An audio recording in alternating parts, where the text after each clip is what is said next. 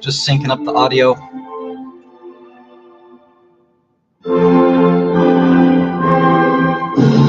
We're almost done.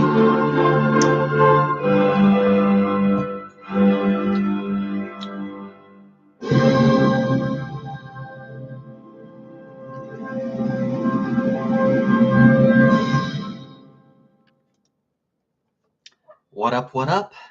You filthy son of a bitch. Bitches. That's weird.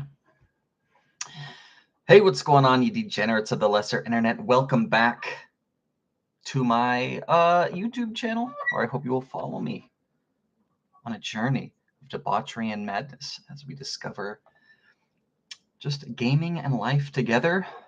My other channel was a gaming channel. This is, I forget, this isn't my gaming channel. It's been a while. I'm a little crusty, a little rusty. Got a couple of topics I wanted to talk about.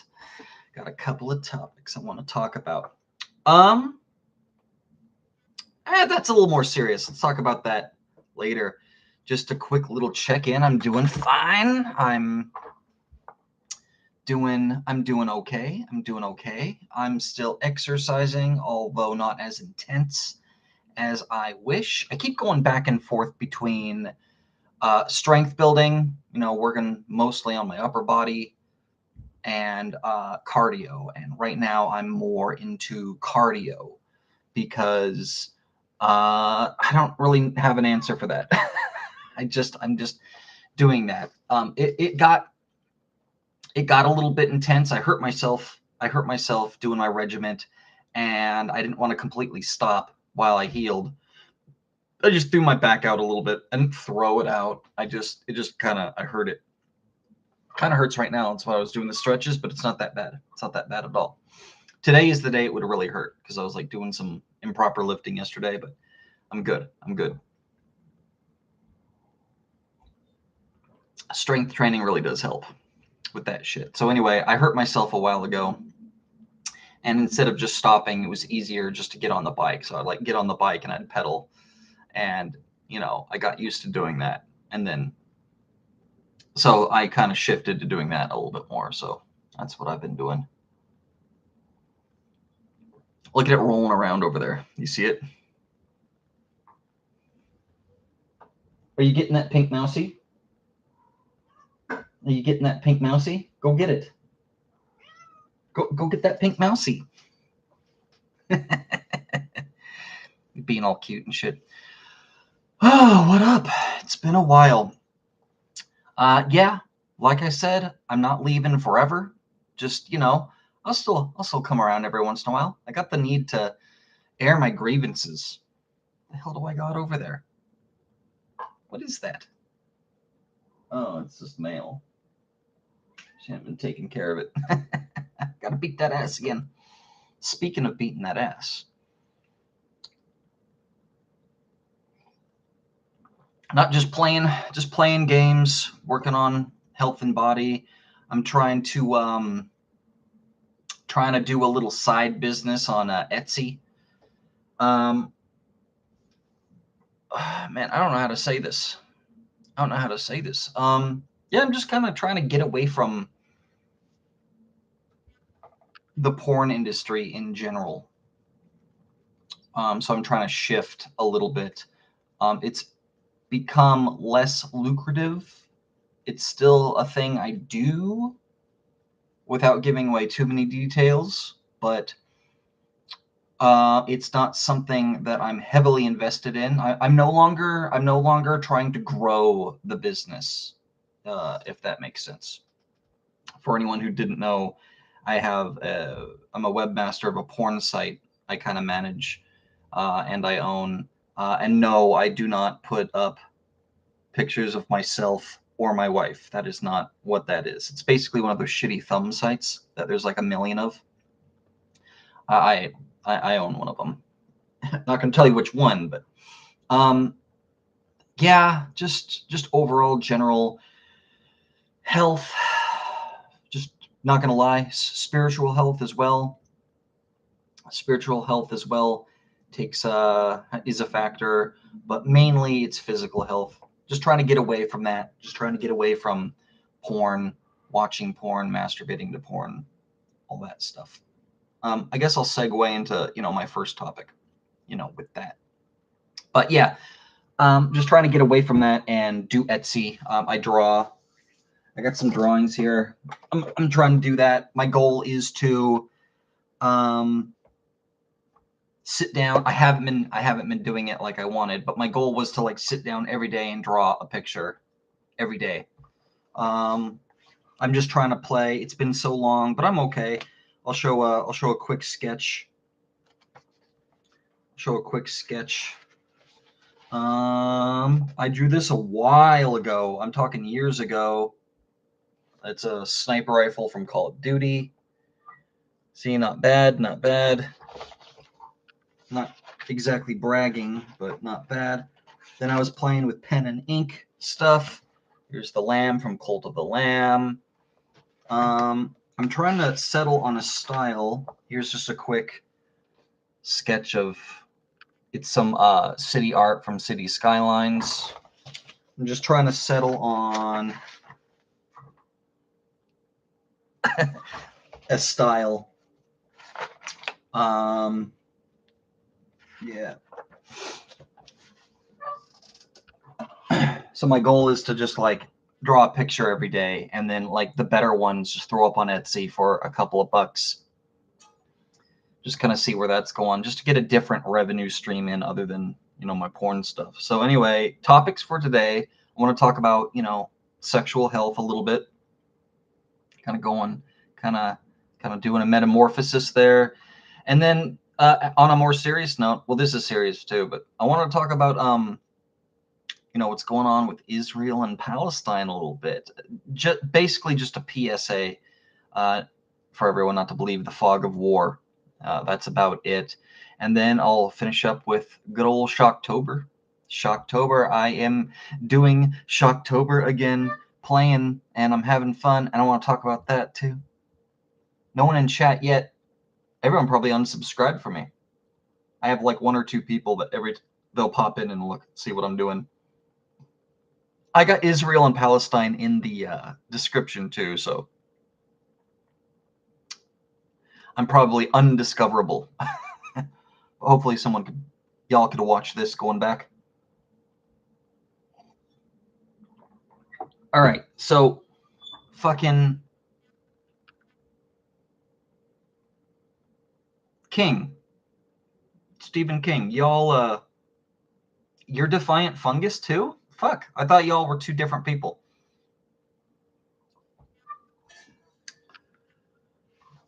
I gotta be honest, I didn't really like Defiant Fungus all that much. You got so many different personalities. Some of them I like, some of them I don't. I'm like, who the fuck is it? Fuck you. Shut up.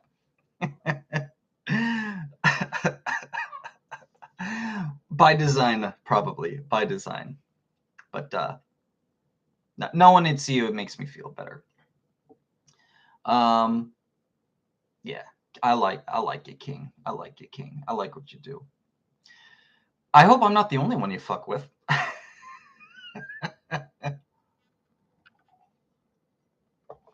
Yeah, gotta have that internet freedom.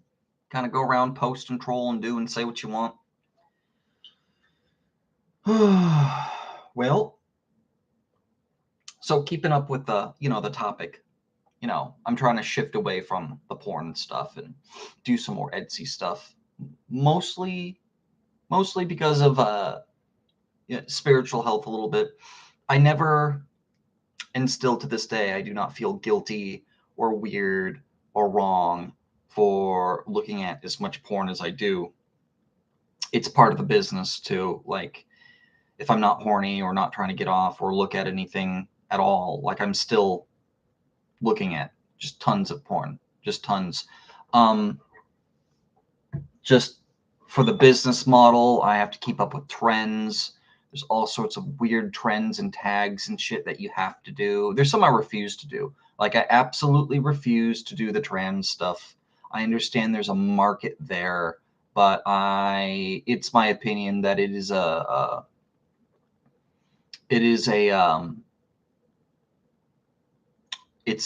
well, I mean, I don't refuse to do it. I just refuse to chase it. Okay, like, so if you go to any of the porn sites like Pornhub or X videos or a picture site, something, well, there isn't really any more picture sites anymore. They all host videos as well. But I guess like X Hamster used to be like exclusively like a picture site, but it's not anymore. The more popular ones, right? If you go there, there's a whole tab, like it's embedded into the whole system. It used to be straight and gay. If you want straight content, click this button, it'll filter out all the gay stuff. If you want gay content, click this, it'll filter out all the straight stuff. Now there's a trans tab. The problem now is none of them work. I got the straight tab hit for all of them, and it just throws fucking chicks with dicks at me. It just throws that shit at me. Dudes in dresses, it just throws that at you. No matter what you press, none of it does anything. The algorithm is meant to chase clicks and engagement. They got really good for a second. They got really fucking good. You could type in something very specific. You could throw in like 6-7 tabs. MILF, ebony, anal, short hair, large dildo, and just, it will be very, very specific. It'll show you multiple videos of professional and amateur stuff. It was actually quite good. They were getting quite good with that stuff. So if you needed to look for something in specific, you could find it. Not only for, getting off, but just to look to see what else is there. Maybe to steal some content. I don't know, maybe. I deal with the picture site, so I grabbed a lot of screen grabs and stuff like that. Yeah, it is what it is. I got paid through advertising. So technically, the way it works in real life and like on the internet is if you are operating in a space and the ad revenue there is stuff that you're getting paid for traffic. So basically the people going there, looking around in the commons, looking around, watching and stuff, you're getting paid for the traffic there. The traffic there is not directly related to the things that are there. So the way the advertiser looks at it is, if you have a public space, let's say you rent out a parking lot, right? And you're doing like a yard sale there or a swap meet or something like that. And there's people in there that have stolen goods, right? There's definitely people who there. I actually know a family. I talked about them a lot in past streams. It's only one of the two. Well, no, there's like 4 families I talk about. Anyway, it's one of the 4 fucking asshole families I've mentioned in the past. They would fucking steal from pawn shops and stuff like that, and then they'd go up to the swap meet and they'd open up a stall and sell their stolen shit. Anyway, my point is, you know, the people, they got a license there to, you know, rent out the parking lot or whatever. And if they were going to get some sort of ads, or, well, kind of a bad analogy, because they don't get ads, but let's say they do have like an advertiser thing going on. Let's say they got a commercial on TV for that shit. They're not going to get like busted or demonetized or sued or DMCA claimed or taken to court. You could sue a ham sandwich, anyone can. But that aside, they're not going to be taken to court or anything like that because someone there has stolen goods. You know, it's just completely unrelated. The advertising agencies, they're advertising foot traffic, regardless of the reason. You know, you can't control everyone and everything that's doing there. If they were to, you could, however, if the owners of the swap meet are endorsing, let's say Levi's. They have Levi's, a name brand jeans, and they're endorsing it, and they're pretending like they're an official partner and they're related, and they totally have the okay to sell fucking shit there. And then you get in there and you learn that it's like knockoff Levi's or another knockoff name brand, or there's people stealing from stores, JCPenney's and Sears and shit like that, and they're selling. Like, if that happens, then you could get into hot water. But you know, that's kind of how it works. The advertisements and stuff, it's usually for foot traffic. And so on the internet space, you know, yeah, I got the ads there. When you go there, they pay me for, you know, views. They get access to my view counter, and then, you know, they pay me per person for traffic. That's kind of how that goes. And so if I have stolen content there or whatever, which I do, I honestly, I do, but I say stolen content, it's free content on free sites that I took a screen capture of. Now, I reshared public photos on public forums, you know, so it's not, I wouldn't go to, say, OnlyFans or OnlyFans leaks and, you know, grab deliberately stolen content. I wouldn't do that. There were some cases where, you know, I did get access to stolen content, but I wasn't the one that stole it. Okay, maybe that was a small lie. That's a small lie. I would go to, I'm not going to reveal the sources, but I would go to forums and areas on the internet where there was frequent stolen content there. And I dabbled a little bit into that, but I didn't steal it myself. And my intent wasn't to just pirate stolen like OnlyFans content or premium content and stuff like that. Mostly I got just like free stuff. Like, for instance, Brazzers would do like a video. They do host a video, and then they do like a photo shoot to go along with it. And then if you would sign up to their website, you get access to the photo shoot as well. They would take some of those photos and they would give them to the free sites. You know, that's how it works. That's another way that, and that's another thing I want to get into too, is a lot of these free sites and thumbnail sites. One of the more popular ones that still work with pictures, and I've always aspired to be like them, to copy them. That would be pornpics.com. That is like the top tier picture site, in my opinion. I always aspired to be like them. They would get brand deals, so they would have links. They would make these photos using Brazzers as an example. Again, they would do deals with sites like Pornpics. I never got a deal, by the way. I never got any of these actual publication deals. Never got that big.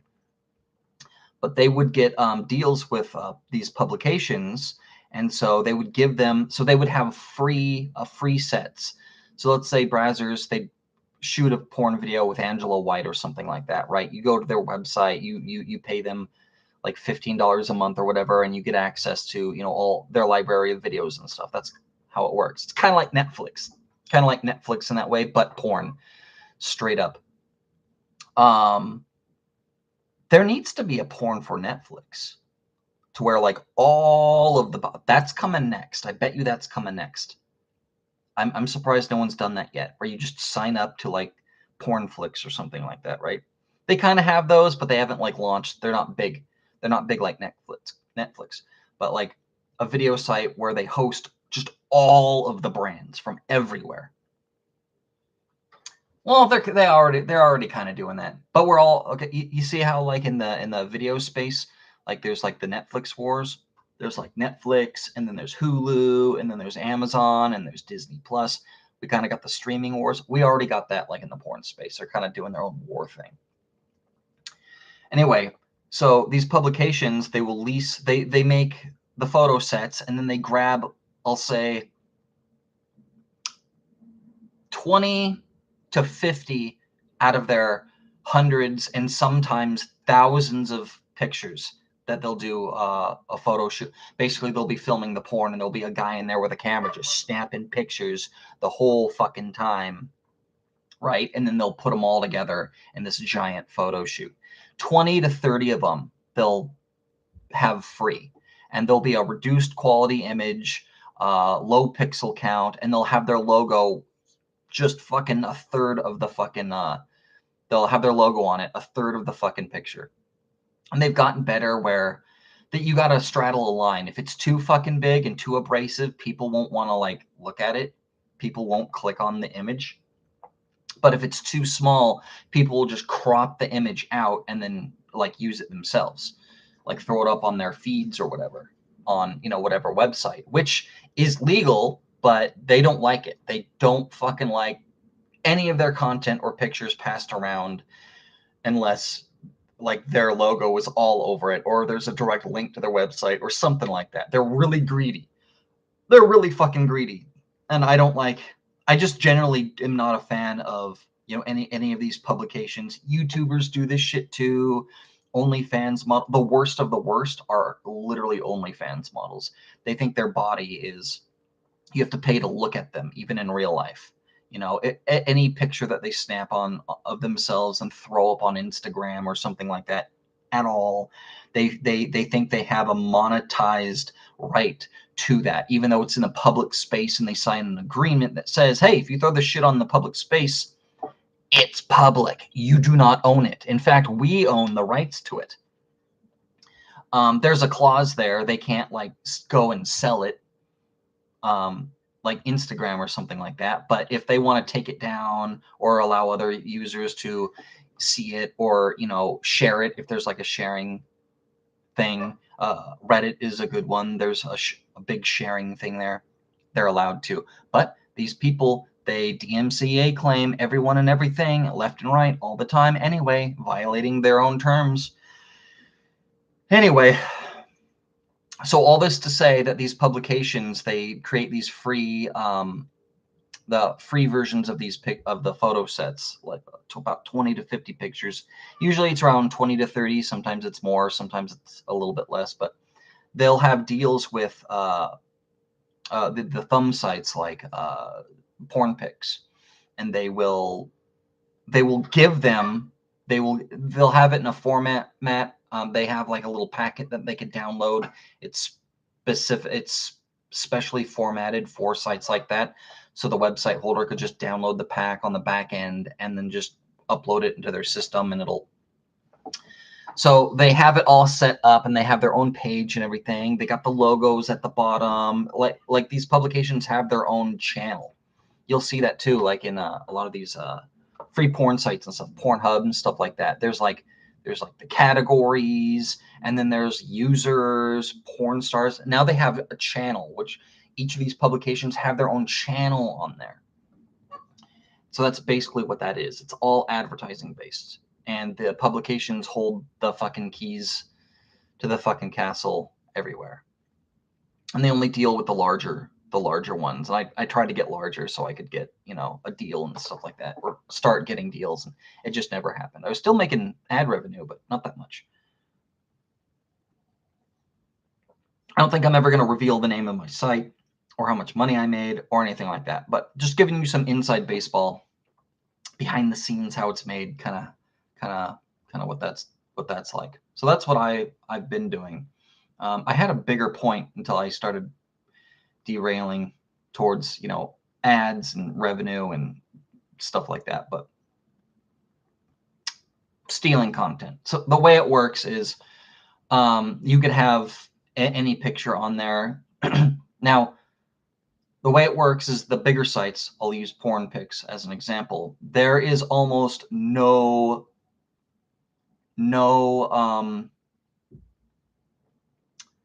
amateur content anymore. There used to be a time where it was almost all amateur. It was almost, we were in a weird area where, okay, first it started, there was almost no amateur content. It was just porn stars. That's where the term porn star came from. These were the people doing it, and they were getting paid, and they were part of a company or a business. And it was really cutthroat, and it was a very abusive business back in the 80s and 90s. And then the internet gave way to just a whole different way of doing things. The industry started to monetize that shit in a different way, a more wide stream, mass appealing way. So these porn stars were pretty much the only ones like making content on the internet. Other than that, if you're just a chick taking her clothes off, or a husband snapping a photo of your wife or something like that, uploading it on the internet, you're just throwing your fucking ass online for everyone to see. You weren't a star or anything like that. Then, of course, you know, amateur content started paving the way. The golden age, in my opinion, would probably be around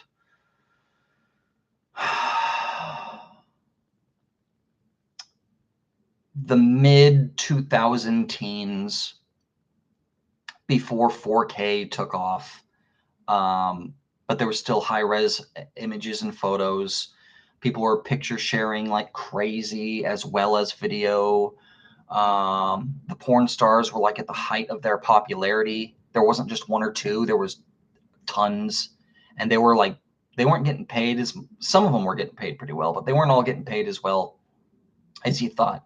Kind of OnlyFans models are kind of going through what, you know, porn stars were back then, which is, you know, there was tons of them. They're all pretending like they're getting paid hella, but they're not. They're getting paid like next to nothing, but a few of them are getting paid really, really well. There's like the top 5% of them are getting paid well. Everyone else is getting paid shit. That's kind of the way the porn industry was. There's tons of models, tons of glam, tons of popularity. You know, Mia Khalifa, I'll talk about her in a little bit later. She rose to fame during this time. And fun fact, she fucking was doing porn for just a month. Literally, she just, where was it? Was it Brazzers or Evil Angel? I forget which one. Who cares? Yeah, she just fucking rose in popularity she just did porn for 1 month, and that's it. And then she stopped doing it. So every time she bitches about not getting paid very much in porn, it's because she literally just worked for a month. Imagine getting a job, doesn't matter what it is. Imagine getting a job, working for 1 month, and then stopping. Even if you got paid pretty good money at the time of, you just worked for a month. So when she's like, oh, I didn't get paid very much, because she's trying to spin it like they fucking didn't, like they gypped her, or they took advantage of her. No, you just fucking were in the game for a month and then you stopped. That's her choice, but she's a fucking liar, man. Jesus, she's evil.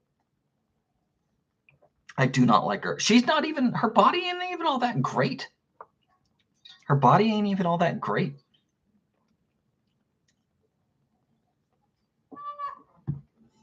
Anyway, so that was like the golden age, and you had like tons of amateur people taking their clothes off and stuff, not even trying to monetize their shit. Just a wave of horny people that were just throwing content on the internet with no deals, with no OnlyFans. OnlyFans hadn't taken off yet. I don't know if they existed in the like mid 20 aughts, but like just people just throwing their shit on the internet all the time. There was tons of different sex forums before Reddit got real big. People were still throwing up porn up on Twitter. I had a Twitter account that I was throwing my shit up there too. Just people, just waves and waves of people just throwing their booty on the fucking internet just for fun, just for chasing followers and clicks. Like people just really got off on just having tons of followers and people having eyeballs on them. Like I said, there were sex forums where people just they were like mini celebrities on the forums of people just dumping pictures on there for free for no reason. And it was just a golden age of fucking ass and titties. Just a golden age. Now everything's monetized. No one fucking shows a nipple unless you monetize that shit.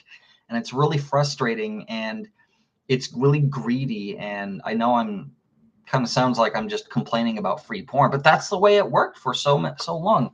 I think I got cancer here or something like that. I don't know. I got like a bump on my arm. Like, here's my normal one. Here's my bone. Here's my bone. Here's my bone on my arm. You could feel it going all the way down here. It's nice and smooth. And then on this one, oh, can you see it? I think you can. Where is it? Here's like my wrist right here. This bone that goes all the way down. And then right here, you could actually see it on camera. There's like a bump. Like it's on the bone. If I could visualize it, I guess it would look like a growth, like a bump or a mushroom growing on a tree or something like that on a stalk. It's just like a bump, and it kind of hurts. I don't know what it is. I didn't really care, but then my wife got all afraid. You should go to the doctor. I'm like, oh, fuck, really? Anyway, so that's kind of the metamorphosis of the porn industry in general and stuff. And so back to my site, I just absolutely refuse to like split everything up. I didn't really have to. I didn't need to because it was a how do I say this without revealing too much? It was a very it was a site with very specific tastes. Very specific tastes. It was a female-only website. I didn't dabble in dude pictures. There was no dicks on there unless that dick is inside of a woman. We got like a couples photo section, but there was no dudes there. If you were gay, you couldn't go there and like click a button and then get a bunch of gay content. I didn't do that. But one of the trends I absolutely refuse to do is just, the whole gay and trans thing.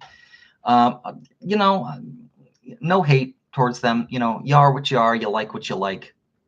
But I have noticed this huge pandering in the porn industry towards these people, towards the LGBT community.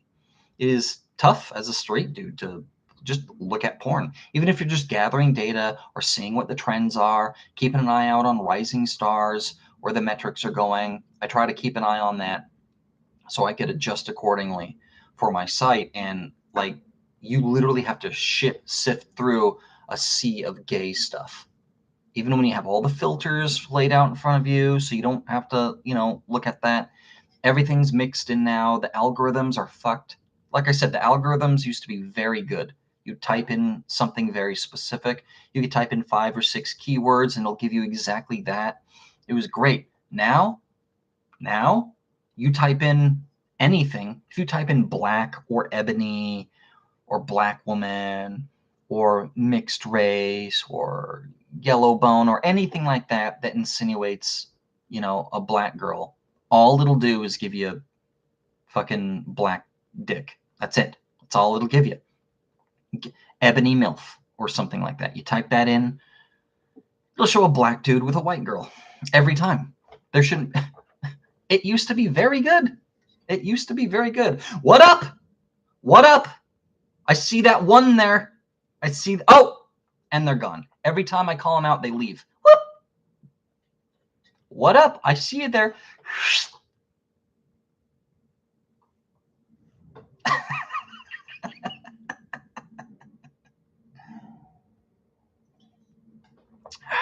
Well,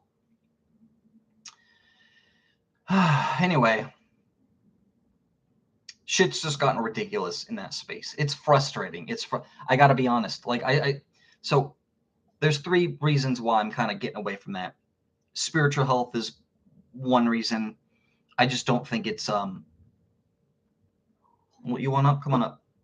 Come on. I don't think porn is something that we as humans were meant to do. As much as I like it, as addictive to it as I am, as unapologetic I am about it, I just don't think it's something we were meant to do. And so, I want to kind of get away from it. And I'm not that successful. If I got to levels of like porn pics, if I was getting deals, I'd probably still stick with it to the end of days, but I'm not. So that can be a blessing in disguise. Sorry to get all preachy and Christiany. I know I've been using some buzzwords lately. There's no reason for it. I'm not born again. That was a long time ago. It just is what it is. So I don't think we've been meant for that. So that's a part of the reason why I'm shifting away from that. And the other reason is my mental health. Like I said, it is just beyond frustrating. It is beyond frustrating making a social media account, following all the rules, checking all the boxes, and then you get a year or two in after you've amassed, 100,000 subscribers to just get slammed with a DMCA claim from some rando that has no claim to anything for no reason. And then the website just fucks you. They just delete your account. They just ban you permanently. And there's no appeals. I hit the appeal process. I was denied automatically. No one's looking into it. It's countless emails. What's going on? Why is this happening? No response. Just you're permanently in a hole. Same fucking so that happened with fucking so first I was on Tumblr as my social media presence. I don't have multiple social media presences. I just had one at a time. I was on Tumblr and I had over 100,000 followers, which was pretty big at the time. You don't really hear people with like 1 million followers unless it's on one of the giant platforms. At the time of Twitter wasn't shit. But, I was on Tumblr, then, they stopped doing porn. That was a weird thing, too. They were, like, lying to everyone for, like, 6 months. They were, like, de-ranking and demonetizing and de-boosting and whatever fucking buzzword you want to use. They were hiding people's not safe for work content on Tumblr. And people were noticing this, and they were just lying about it. Oh, that was a bug. I remember... and then like 1 month before they just said, no more not safe for work content here at all. Boom, it's fucking gone. 1 month before that, they just de-ranked and de-boosted. They hid everything. Like every single one of my posts was just completely fucking gone. No one could see it but me. And I emailed their tech support team, like, what is going on? This issue has been growing, and now it's every fucking thing. What is going on? They straight up lied to me, and they're like, oh, it's a site-wide bug. We'll fix it soon. And then a month later, I checked back like 3 or 4 times a week. I couldn't do it every single day, but I checked like every other day just to see if it fucking cleared up. And then like every week I'd send another email, and then boom, it was all fucking gone. Because they fucking lied. They knew what they were fucking doing. Then I moved over to Twitter. I amassed I forget, to be honest, I almost 100,000 again. And then boom, my account was banned for a random DMCA claim. And then over on Reddit, I was doing the same thing on Reddit where I was linking back my website on there. I never got to 100,000, but I got up to almost 90,000. Almost. I was getting some pretty good traffic. I was getting some pretty good traffic. I was really starting to take off. I followed all the rules. I was trying to network. I wasn't like DMing people behind the scenes or anything like that. I was just trying to share other people's content and stuff like that. Network that way. That's what it was built on. It was built on the sharing model.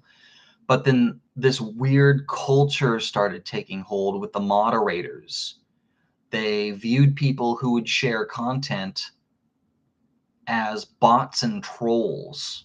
I got accused of it many times. They started like implementing rules that if you're going to post there, you have to do this, that, and the other. It's like, what the fuck? I'm trying to just fucking post pictures. I'm trying to like, share a photo from my own community. Like, you're welcome to do it here on mine. That's totally fine. I had some rules about oversharing. You can't just dump fucking 10 fucking pictures in one fucking day. You got to space it out. But yeah, it's totally fine. Just adhere to the content rules, no dicks, and you're good. All these sites just started locking their shit up. I was following like a good 50 channels where every single day I would make the rounds. I would fucking share my content to each of their platforms. Then slowly over time, they started like hiding and deleting my shares, even though I made very sure that it followed all the rules, and fucking they didn't care. They just kept doing it. And sometimes I'd message them like, why was this deleted? And then they'd lie. And there was this weird cult of moderators on Reddit that just basically griefed everyone and just lied about everything. And they thought they were so superior. They would take offense if you just ask them questions. There was a few times where if you were sarcastic at all, they would ban you from, they would block you from messaging them because you're harassing them now. And they would ban you from the channel. It was so weird. It was so fucking weird. It's like, I'm out here doing what you're fucking doing. I have my own community of like 100,000 fucking followers myself. I'm out here doing the same fucking thing you are, and you're gonna ban me like I'm some fucking spammer or troll? Like, fuck you. It got really fucking weird. And that list of like 100 fucking channels I would follow dropped to like maybe 20. And I didn't even use all 20 of them. It got really weird. And then one day my shit was just banned. And the reason the email I got from it was because I was associated with questionable accounts. I don't know what that means. I'm one fucking guy. I do not employ bots. I'm one fucking dude. So I probably got reported. Here's my theory. I probably got reported by one or more of these other channels because they didn't like the fact that I was using the system that it was designed for to share content on there. Because a lot of them, they'd lock up their fucking shit. They'd lock up their shit. You couldn't share. You could only post. And that's greedy. That's greedy. That basically says you're not allowed to put content here in this space unless I own that space. So it has to be in the form of an original post here, not a share. Because a share, everyone could see where it was shared from, and that diverts traffic over to that channel, which I'm all about. It sucked. It fucking sucked. The system was eating itself alive, and I got banned because I wasn't a team player. Fucking weird. So yeah, anyway, my theory is one or more people reported me for being like a bot account, because they'd start to do that. They'd call you a spammer or a bot. It's like, I'm clearly not a bot. I'm emailing you. Does a bot know how to email you and ask you sarcastic questions? So clearly I'm not a bot. They just make shit up. And then when you say that, then they block you. Fucking weird, man. Fucking weird. And so maybe they didn't have any evidence. And I'm sure, like I said, it was a weird cult. I don't know how else to describe it other than it was a cult. And I'm probably sure that one of the upper moderators, site-wide moderators, someone who has the power to actually ban a user, not just ban or block someone from your channel, but someone that could ban you from the site. Probably sure one of these people, one of these cultists, fucking saw the reports and looked into my history and saw that I was posting on an obscure channel with a low amount of followers, because they would do that too. People would start channels and they'd get about like 1,000 people. Just the rules and the systems in place are just designed to collapse itself. So the algorithm doesn't share out your channel unless you have over 1,000 followers, which hurts because you need at least 1,000 in order for it to show up publicly in the algorithm. So what these bot channels do is they fucking make a channel and they all subscribe to each other. They're all bot accounts just so it could force its way into the algorithm, which sucks because that's the rules that they made. And so it forces people to do this. I didn't do that. I didn't fucking do that. I fucking shared my shit out and I got my fucking followers legit. It was slow going. It took like a year. Took like a whole fucking year, but I finally amassed like 1,000 followers. And then after that, it just took off. It fucking took off. I got like, it took me like a year to get 1,000. And then 6 months after that, I was up to 2,000. Then 3, then 5, then 10, then 20. And then just like every month, it rose like a couple of thousand. And they just started rolling in just because my shit was being shared in the algorithm. Anyway, my theory is someone saw that I had posted or shared one of my pictures on one of these actual bot sites, and they figured I was a bot, and they used that as proof. I emailed them. I got no answer. The problem now is no one wants to look into it. So like IT or some moderator crew would get my email in the appeals process, or, I sent separate emails to separate sources. The problem now is they'd get the email and I'd explain my story. No one wants to look up porn. They're on their, no one wants to look up. They probably click my name and see that I have a weird name, and then they'll see the channel, my site on Reddit that I'm talking about, and go, ooh, I'm not looking into shit. I'm not looking at this.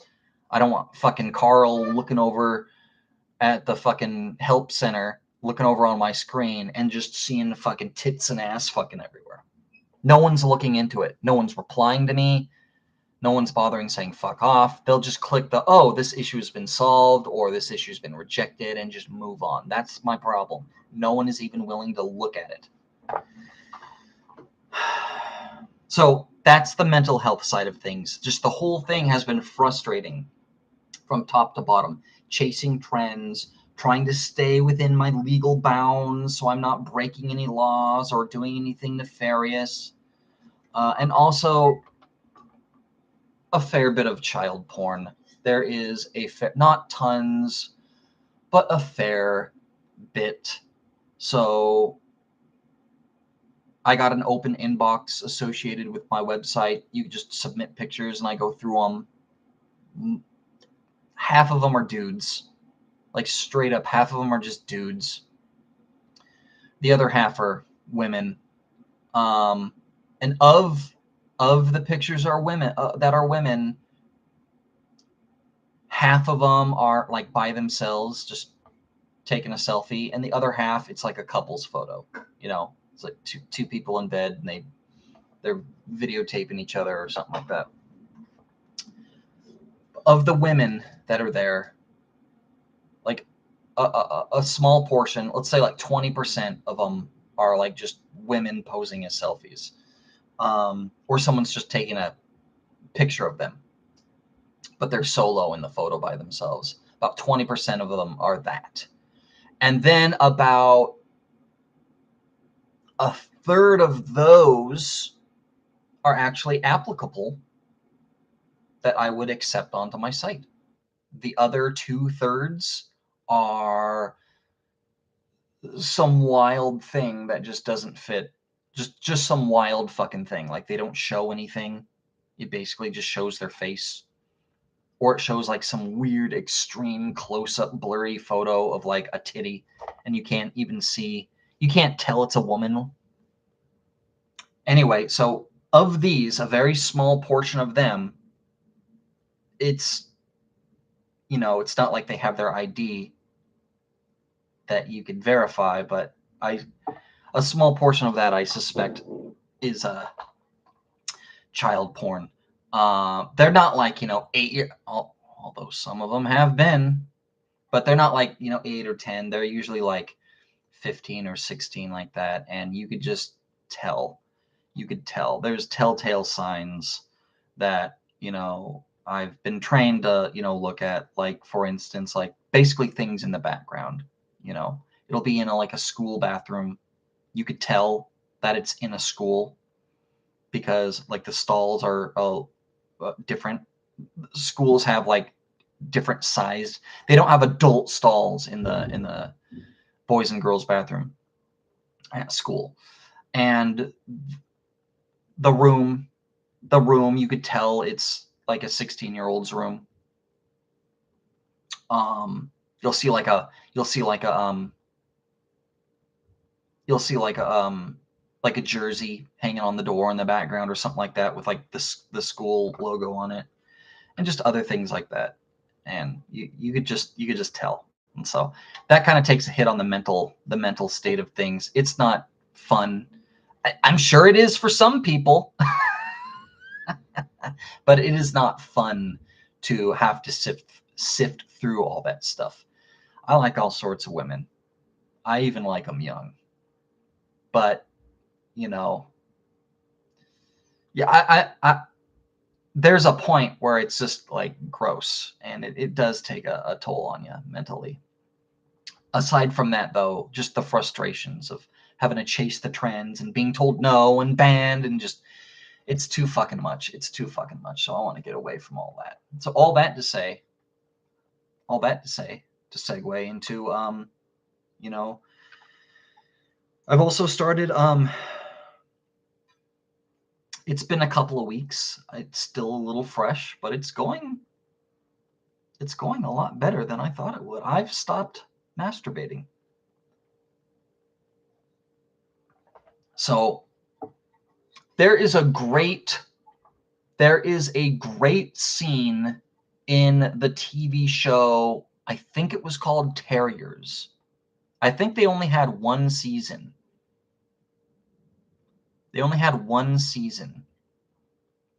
And it was really good.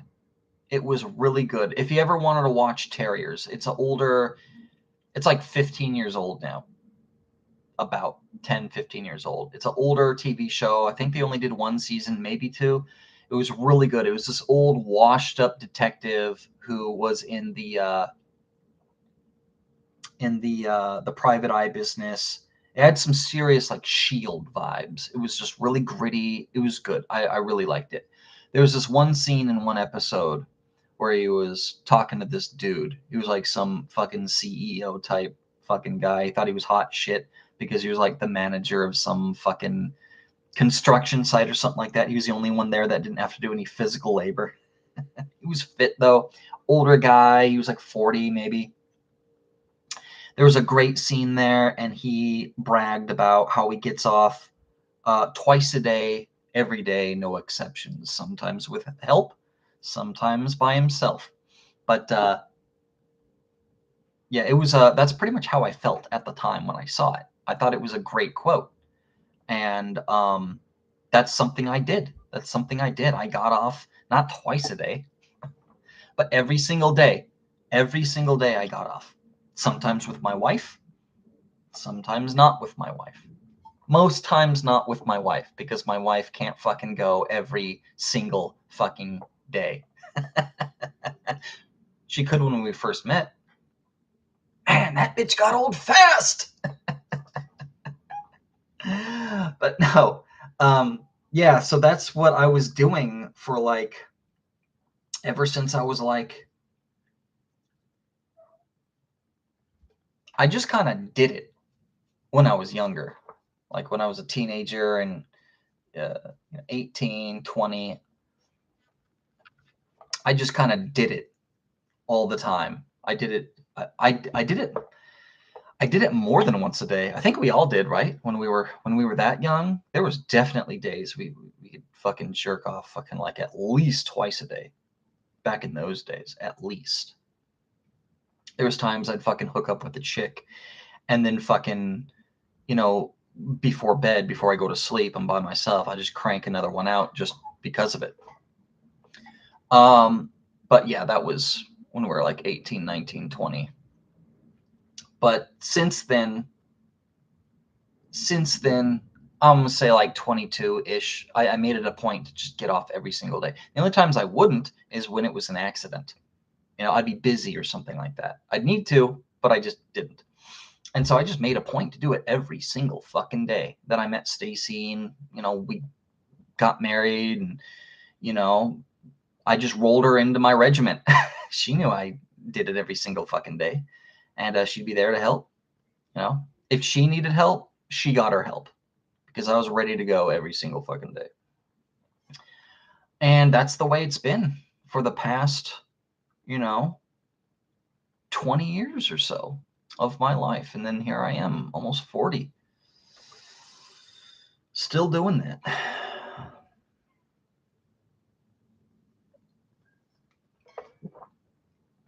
I actually would use that as a talking point, cornerstone in my therapy for the brief moment I was a sex therapist. And I don't think I was wrong. That was my professional opinion. I, did some researches on papers and stuff like that to support my theory and everything. My theory being it was good sexual health. It was just good for your body. It cleans the pipes. It prolongs longevity. It's good for a young guy. It's good for a young guy. I believe that. Porn and jerking off. Maybe not every single fucking day, but it's good to get off. Probably every day. I never had any erectile dysfunction problems. I had some problems up here.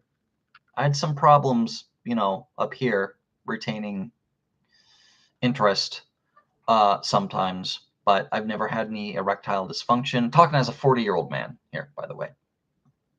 Never had any dysfunction. My libido's always been pretty good. When I was tired, all I needed was a day's rest. That didn't start till I was about 35. Every once in a while, I'd be like, I got nothing. I can't do jack fucking shit today. I'm so fucking tired. I'm the farthest thing from being in the mood. If I never have sex again, I'd be totally fine with it. And then 24 hours later, I am a hungry monster again. All it takes is one day of recharge. But that didn't really start until I was about 35. Now here I am, 40. And when you get older, when you get to be about 35, 40, it does take all the porn and all the masturbating. It does take more of a toll on you, on your mental health and physical health too. So I just started trying stuff. And so I'm gonna not masturbate anymore. My poor wife. My poor Stacy. She says she's okay with it, but I know goddamn well she's already starting to get tired because we go into the bedroom. Like I said, it's only been 2 weeks, but we go into the bedroom like triple what we used to. Triple what we used to now that I completely stopped masturbating. So I don't want to like put any hard numbers down, but we would do things about, on average once a week, about sometimes, more than once. So let's say there's 4 weeks in a month, right? And we do things, once a week. We would end up doing things about 5 maybe 6 times a month. On a hot month, we do things like 6 times a month, about 5 to 6 times a month. So that averages out about a little bit more than once a week. And I wasn't getting off every single day like I was when I was 30. That slowed down too to about once every other day. So I was getting off like once every other day. And then maybe every other time I was actually in the bedroom. So now we go into the bedroom like every other day now. Yeah. So not looking at porn. I'm looking at porn a little bit still. Like I'm still doing my website. I'm just, slowing down. I'm just not like cranking one out and stuff like that. But yeah, I'm definitely, I'm still getting off how I was before. I'm just, not cranking one out. So yeah, that it's been good for me health wise. I've been more in the mood. I've been more at the ready. Like I said, I've never had any sort of dysfunction problems, but it did at times, not gonna lie, at times require I needed more to get there. I would need either heavy flirting. I would demand heavy flirting on her behalf in order to get me there. Or I would demand her, if she's not going to flirt with me the way I want, then I would demand heavy participation in there. Sometimes she just wants to go in there and just relax and have a good time, and that would be, I would need a little bit more than just the relaxed, I'm just here to have a good time type of approach. Sometimes I'd need a little bit more. I'd need her to work for it a little bit more.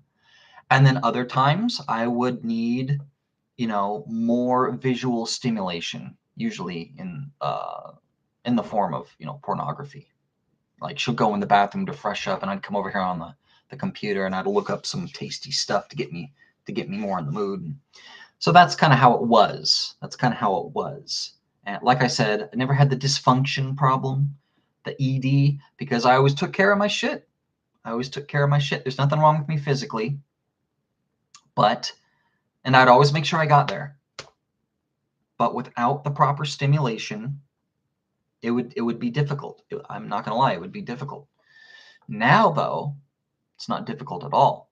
I don't need all the prep work. I don't need all the stimulation. I don't need the heavy flirting beforehand. And when I say heavy flirting, I'm trying to keep it a little bit more classy, because we are kind of talking about my wife here, not really trying to dishing out my wife's details on there, because she's my wife, not yours. But yeah, like I said, now I just add a drop of a hat. When it's go time, it's go time, and it's been working out pretty well. Her, on the other hand, she's getting like overnight, just like 4 times as much sex as she's used to.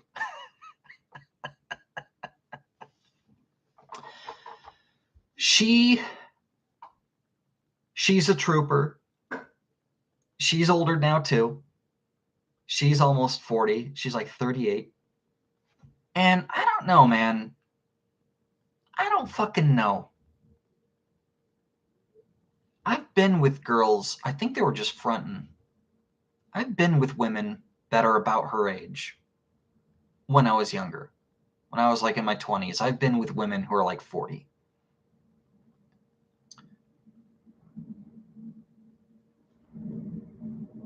Don't believe everything you hear on the internet. These 38 to 40-year-old women, they are not these hungry cougars like the internet portrays them to be. When it's go time, they could go. Don't get me wrong. Don't get it twisted. When it's go time, they will show up and they will do the job. But they're not a man. They're not a dude. They're not like that all the time. It's not go time every other day. They're boring and they're tired and they're lazy and they don't want to do anything. And you're an evil boy with an evil penis and they don't like you. Until it's go time. Then they're that porn star you've been dreaming of. But that's only here and there. That's only here and there. So don't believe everything you see on the internet. So just judging based off of the women I've been with in the past, there was this one chick at work that I was hooking up with. She was a ravenous beast. She was so good. But there was definitely days where she didn't give a fuck. She didn't give a fuck. She's like, whatever. It's like, what happened to the hungry cougar that I was fucking fingering in the goddamn elevator yesterday? There's definitely fucking days where they're at zero.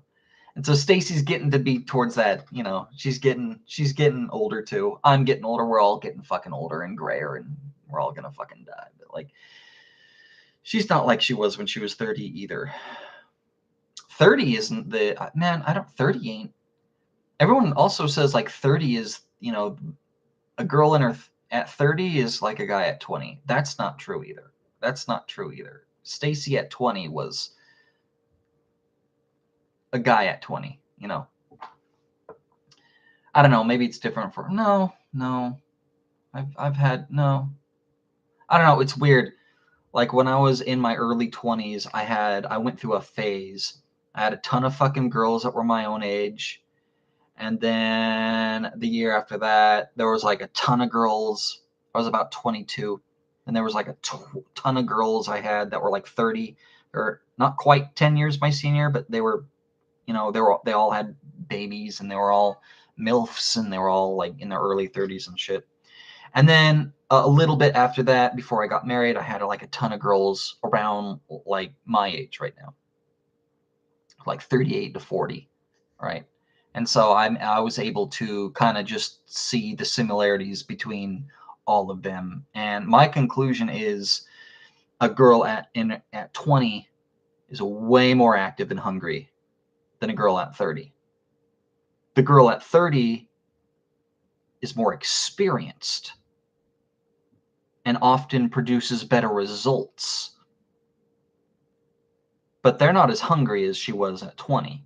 And a woman at 40, that experience is negligible. Like that 40-year-old isn't going to give you the better blowjob than the 30-year-old. If there's a woman at 40 that could give this fucking amazing blowjob of all of her years of experience, she has learned 99% of her tricks by the time she was 30. So that 30-year-old will give you the same comparable results as a 40-year-old, in my experience. So that increase in expertise, we'll say, negligible. And on top of that, the 40-year-old's body, not as good as the 30-year-old's. All sorts of shit starts. I mean, you could still look. There's not a 30, unless we're talking about a straight up a fat person, right? There's all sorts of fucking shit that could go wrong with being a fatty.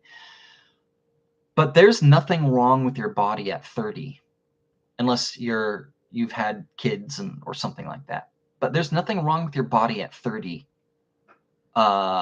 because of natural degradation. There's nothing wrong with it at 30. At that age, you've filled out, you're nice and thick. Even if your boobs start to sag, if you got large boobs, never worn a bra in your life, at 30, yeah, they're starting to sag, but they still look amazing. 40, not so much the case. There's all sorts of sores and health problems. Maybe they got diabetes, skin problems, sagging issues, discoloration, spots. You start to get the, the old spots old people have. Like you'll see like an old bald man, and he's got just spots on his head. You start getting those before you're 40. They're little, but you start getting them. There's all sorts of shit that starts going wrong with your body by 40. At 30, though, not so much. So it is my expert opinion that, when it comes to libido, the 20-year-old got the 30-year-old beat. But when it comes to experience, the 30-year-old got the 20-year-old beat. And that's pretty much it. But yeah, the 40-year-old does not win in any situation. Some of them could look 30. And that's great.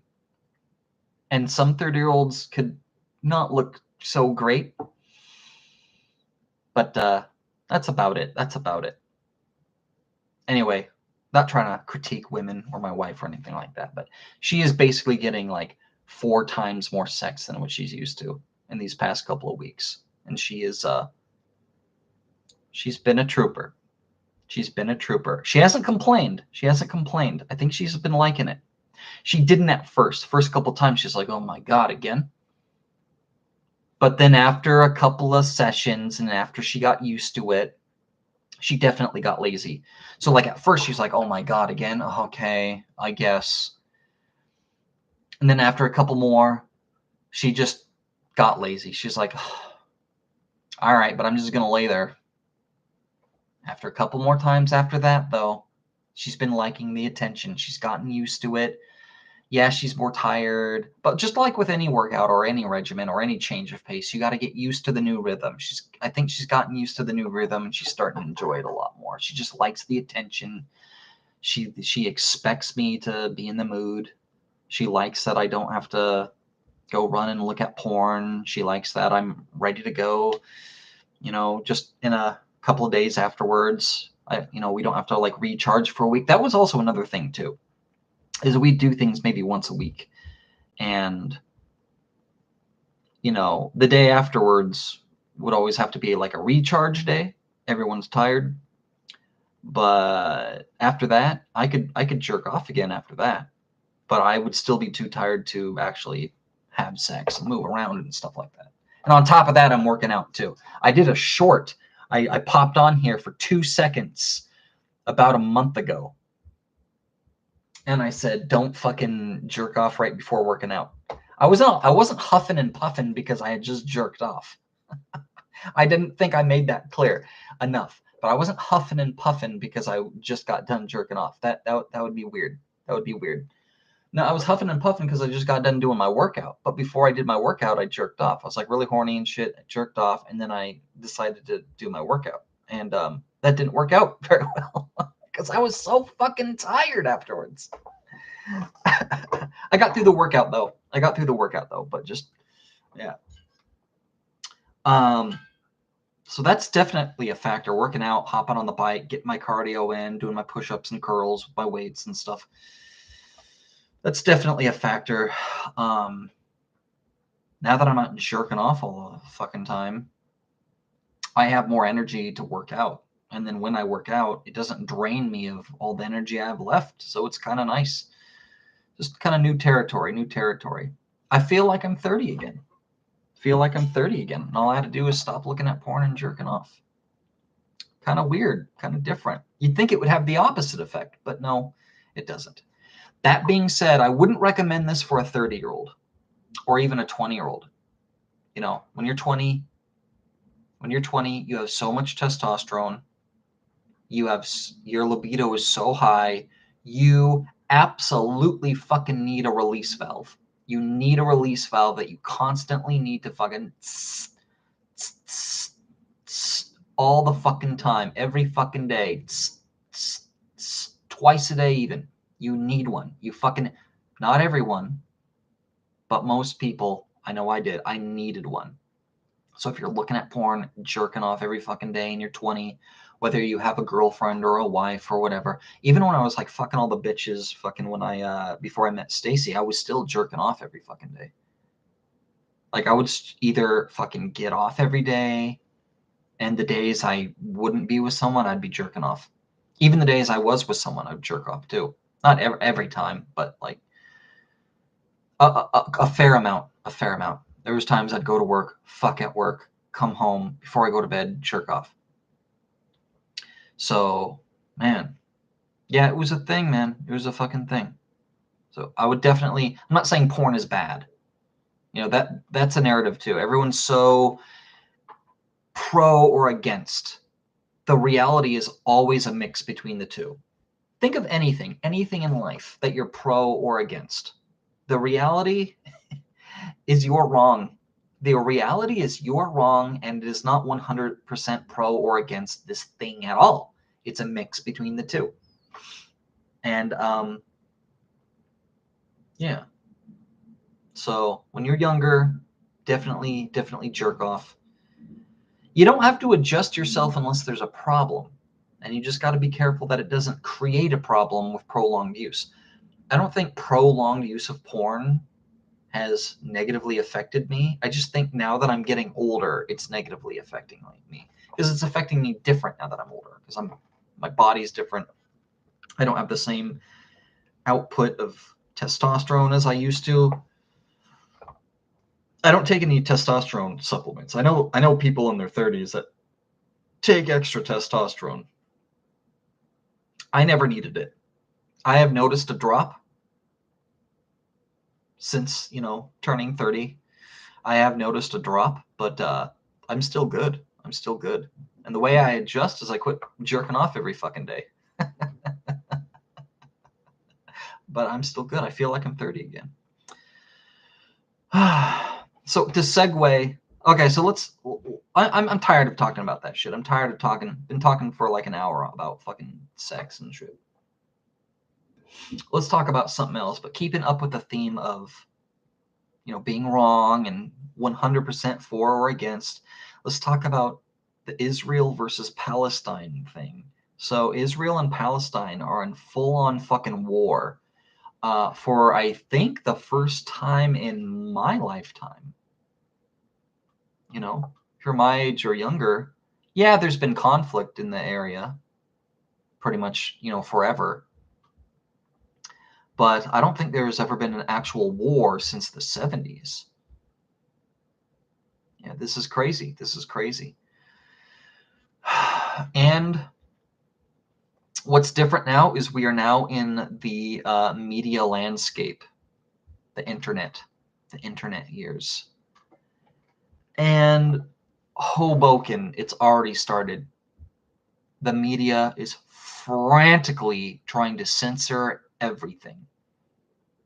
Everything. And so, like I said, I'm not here to preach at you or tell you what's going on, because I don't know all of what's going on. And that's kind of my point. The fog of war is real. We saw this a lot with the Russia and Ukraine conflict. If that's proven us anything, it's that the media lies about everything. It depends who's talking to. Like if you're in Russia, like I've seen Russian articles and Russian pundits and people who are like pro-Russia. Like there's some like northern and like Eastern European personalities, will say, here in America even, that are very pro-Russia. They'll pretend that they're not, and they'll lie. Like on all sides.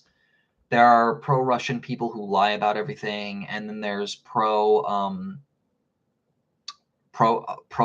don't even know what to call them, pro-Ukrainian people who lie about everything. Some examples would be the Ghost of Kiev. There was like this story that there was like this fucking Top Gun fighter pilot called the Ghost of Kiev that was said to be dead. He like came out of retirement or something like that and was like shooting it. It was a complete fucking lie. It was a propaganda piece to give their men morale. If you go back to like World War II, have you seen pictures and art and stuff of old World War II propaganda posters? There's like the German ones, which showed like Jews as being rats. And then the US had the same exact fucking, like, they could be identical, except one of them is supposed to be Jewish, the other one's supposed to be Japanese. Like the weird racist propaganda posters to the aim is to either A, dehumanize the other side. They have those in the military and stuff. So like when you're killing someone, you don't think of them as being a human being. It's sick. The other, and then there's like the civilian propaganda. So you don't support the other side or donate money and shit like that. Things are way more complicated now than they were then, when all you had to do was just print out a bunch of cartoon pictures of fucking people with buck teeth. But now things are just way more complicated. Way more complicated. For the better and for the worse. This works in both ways. Definitely during times of war and conflict. Specifically talking about the sides in the direct confrontation. I'm not talking about like a third party across the ocean or anything like that. But like if you're in wartime and you're actually actively engaged in war, propaganda has a huge factor on just morality and the state of the economy and tensions in the area. And if you disrupt that, it could spell doom. For instance, if you're a country and everyone's fighting for your life, and if there's like some negative propaganda that makes everyone feel demoralized, you're fucked. Like the soldiers aren't going to want to fight. People are going to defect. The citizens are going to flee. They're not going to donate money. And I say donate money. Like the military needs the money from its country. And what they don't get in donations, they will tax. And what they can't tax, they will steal. They will do this. All countries. Even the United States, with wars we're not even in. They'll just shack our fucking money. And you see it happening all the time. But yeah, misinformation. I hate saying misinformation because that word's been co-opted by the left to basically mean anything we don't like, even if it is true. The fog of war. You just got to be careful of that. I fell for it a couple of times too. I was like, oh shit, that's what's going on. No, that's not what's going on. I'm out of coffee. I need something to wet my whistle. Give me a second. I'm live, so I can't stop the video or pause it. What time is it? It's time for them to eat. Who's hungry?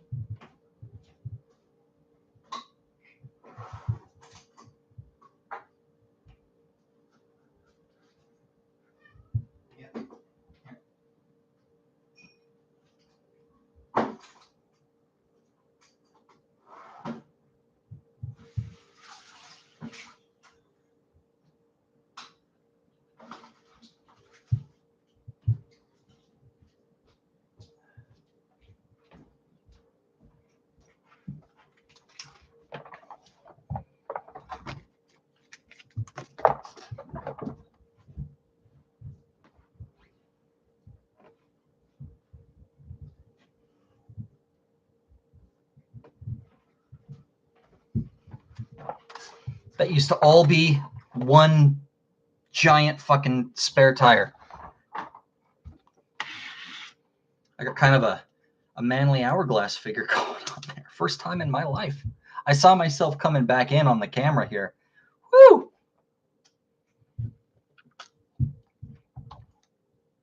Let's see what flavor we got. I got these Skittles. There's 0 calories, 0 sugar.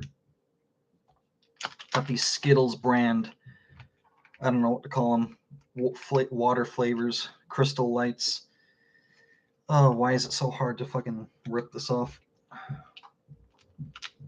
Holy fucking shit. Probably because I...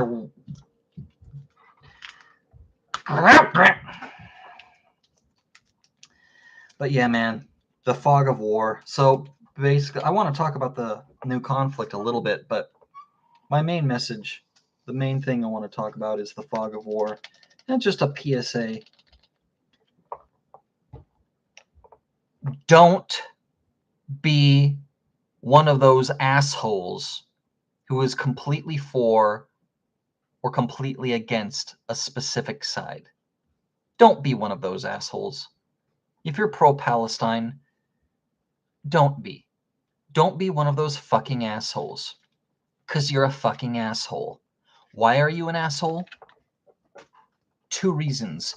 Reason number 1, you don't know what the fuck is going on. You don't. You think you do, but you don't.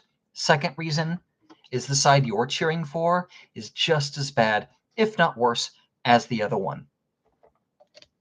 Don't be a fucking asshole. Don't be pro-Palestine. That being said, don't be pro-Israel. Same reasons. You don't know what the fuck is going on. You think you do, you fucking don't. And second, they're just as bad, if not worse, than the other side. Don't be pro-fucking Israel. So my message is clear. Don't be a fucking asshole. I don't give a fuck if you're Jewish or Muslim. I don't care if you're white or black or whatever fucking shade of brown on the fucking scale. I don't give a fuck. American, European. If you're Palestinian, then you could be pro-Palestine. Or whatever the fuck counts as Palestine these days. If you're Israeli, not Jewish, Israeli, you could be pro-Israel. That's your home country. I get it. But don't be a fucking asshole. And there's so many fucking assholes out there. So many. Waving flags and shit for a fucking country you've never been in. We saw this with Ukraine. There's people who still have like Ukraine fucking flags in their bio and shit like that. We saw this with Ukraine. They have no idea what's going on. Case in point, the fog of war. Russia won. I'm not being hyperbolic at all. Russia fucking won. That war is over. Yeah, there's still conflict there. And yeah, the US and NATO and other countries are still fucking giving Zelensky money because they want to fund an endless war. But have you noticed that stories coming from Russia have just completely stopped the past couple of months? Completely stopped. Do you know why? Because there's nothing to report. You know why? Because the war is over. Yeah, there's still some conflicts, and it used to be simple. It used to be, oh my God, we have to support the troops, donate money. Oh my God, we have to give them more supplies, give more money. Oh my God, we have to pass this bill to give them more money so they could rebuild. Have you noticed it went from that to being a little bit more convoluted? Now we have to donate all this money for a farming program so they could cultivate seeds in this region. What? What? What do you mean? What are you talking about? The stories got more and more convoluted. The reasons why we need to give them more money got more and more weird. It stopped being about troops and guns and weapons and intel. There's a reason why the only fucking stories you hear of conflict anymore are drone strikes. And I don't mean fucking military drone strikes the way fucking Obama would do. I mean like some fucking dork with a fucking flying a drone with a fucking C4 strapped to it and shit. Those kind of drone strikes. That's the only fucking conflict we see. Oh, we're hitting Moscow now. That's propaganda. There's no war front on Moscow. It's not being taken to Russia. That's why it's a drone strike. It's literally one fucking guy who hopped a border and fucking flew this thing into a building. That's it. It's a terror attack in a civilian area. It's a terror attack. It's not a military operation. It's a civilian terror attack. You might not give a fuck. I know I don't. But let's call a rose a rose. You can be pro terror. Just be honest about it. That's all I'm saying. Let's call a rose a rose. It was a terror attack. That's why you're seeing all these stories. Those are the only ones you're getting.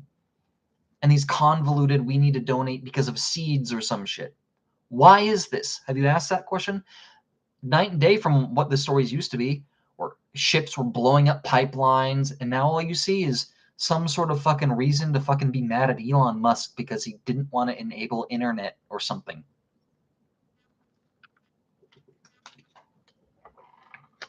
The war is over, and Russia won. Russia secured the land bridge into Crimea. They have complete access to the sea. That's what they were doing. They've secured the oil pipeline. It's done. These conspiracies about pushing forward to Poland or whatever ain't a thing. It's done. It's over. The war in Ukraine is over, and Russia won. They're not going to say Russia won. It's over, yay, but it is. And if everyone wasn't so fucking pro-Ukraine, they would be fucking talking about it more. Well, they would talk about it once, at least. Now that it's over, there's no reason to talk about it anymore. And that's why no one's talking about it anymore. But you never got the fucking memo that Russia won. Well, here's your memo. Russia won. And now we're on to Israel. Just in time. Just in time, the military complex is saved. We have a new war.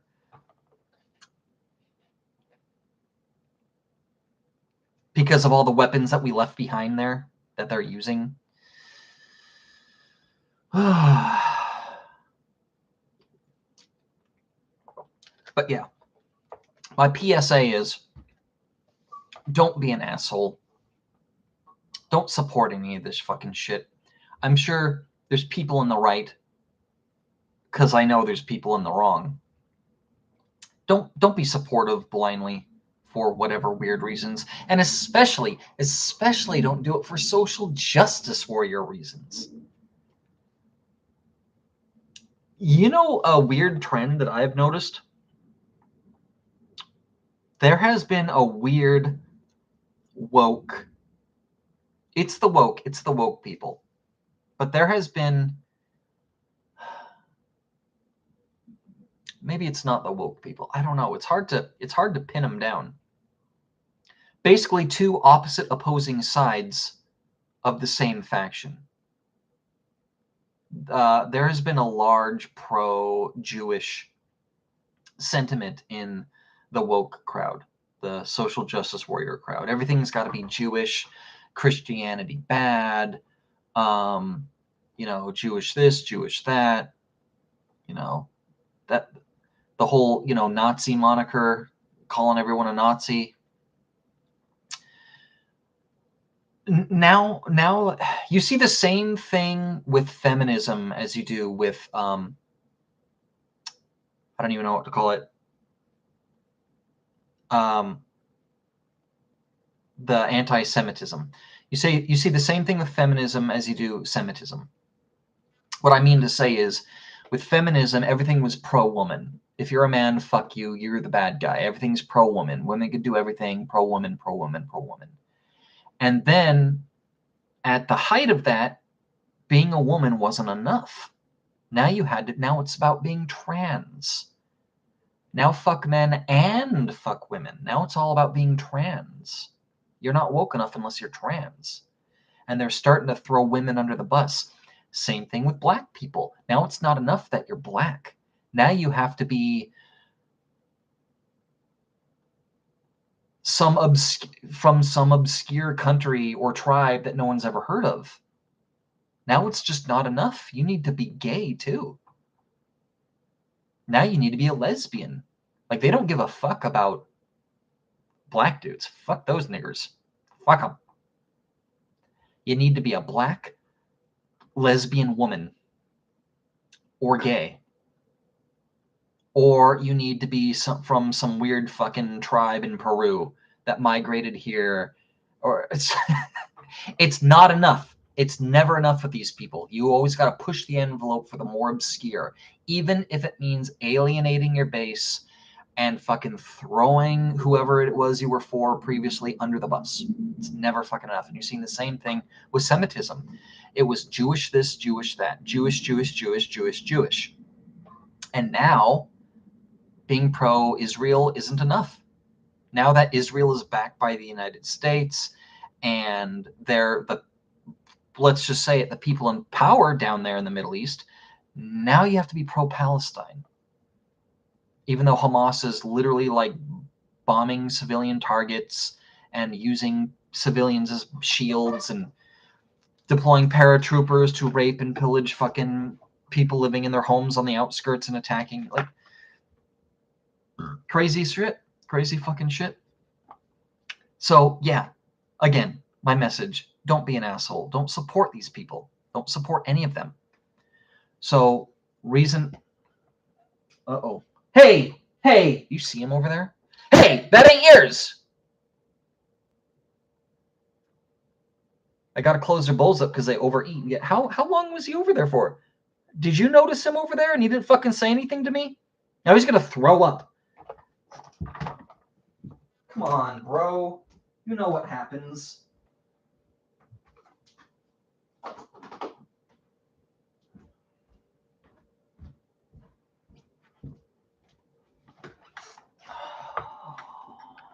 I'm hoping he didn't eat enough to where he's gonna throw it all up.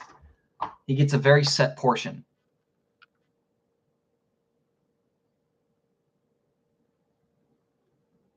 He looks okay. We'll see. I'll let you know.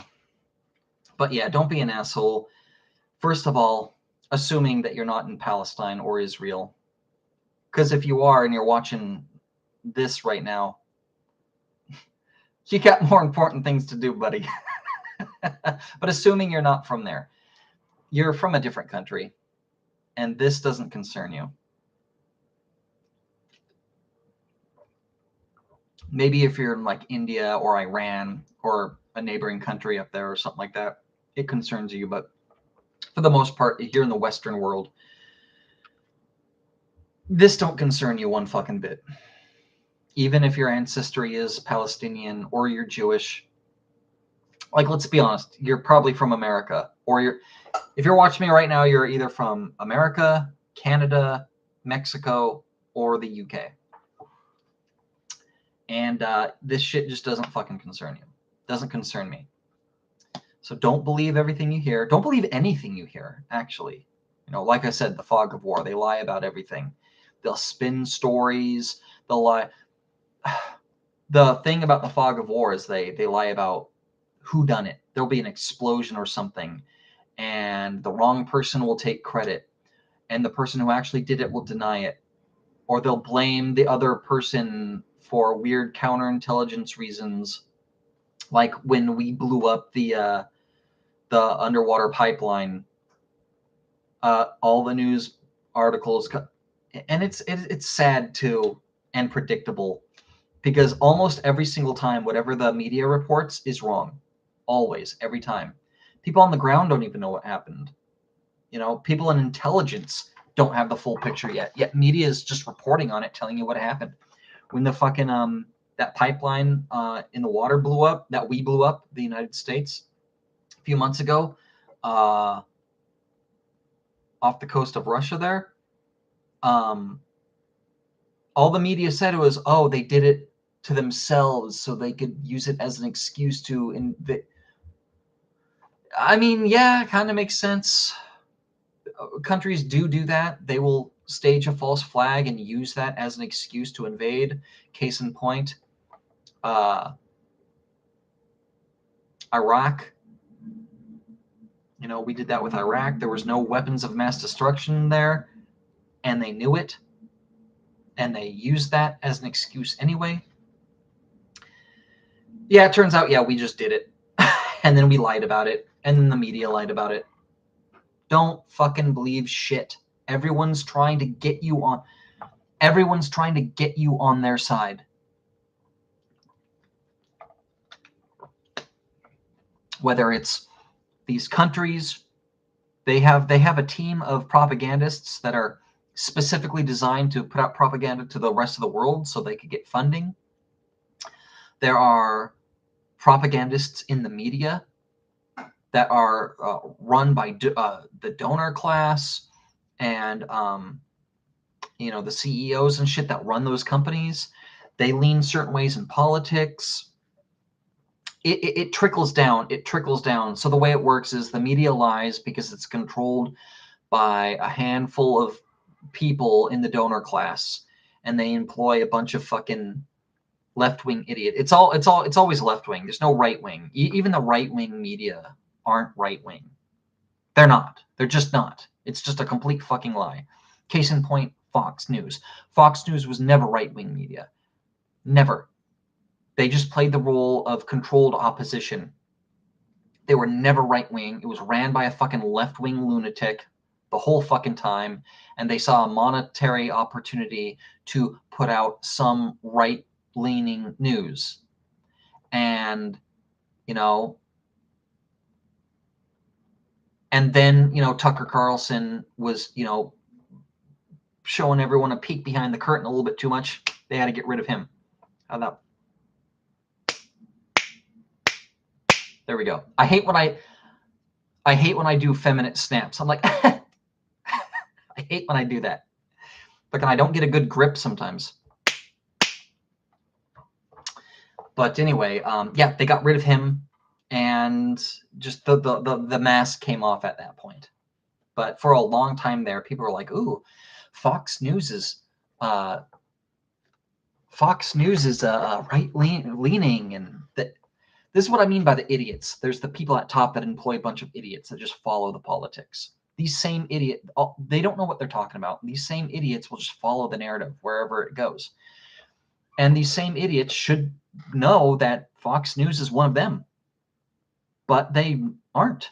How many stories came out where someone's story was suppressed? This one reporter during COVID got fired for reporting and following up on a story about ivermectin, how it helps. They straight up just fired her for reporting the truth. They gave her a hint to shut up, and she was like, "Well, what do you mean? If you want me to stop, just tell me to stop." And they're like, "Well, you know, I'm not telling you, but you know, you can do what you want, I guess." It's like, why are we talking? Do you want me to stop or not? Well, and she's like, "All right, well, I'm just gonna run the story unless you tell me you don't want me to, then I'll follow orders, I guess, but like, just tell me what you want. Why are you being weird?" Like, just do whatever you want. And so she followed up with the story, then they fired her. It's like, why didn't you just tell her not to do it?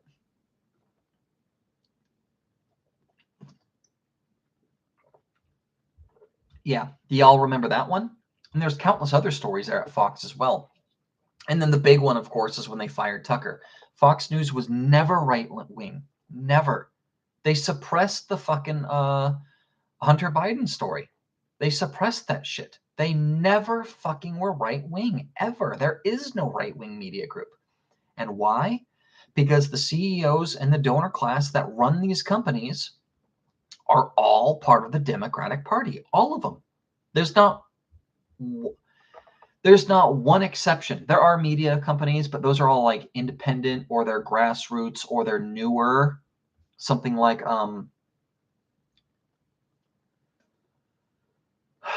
and I don't even know if they'd call themselves right wing. I was going to use the O'Keefe Media Group, Project Veritas. They're an actual news group. They're not big like CNN or anything like that. But like, even that group isn't.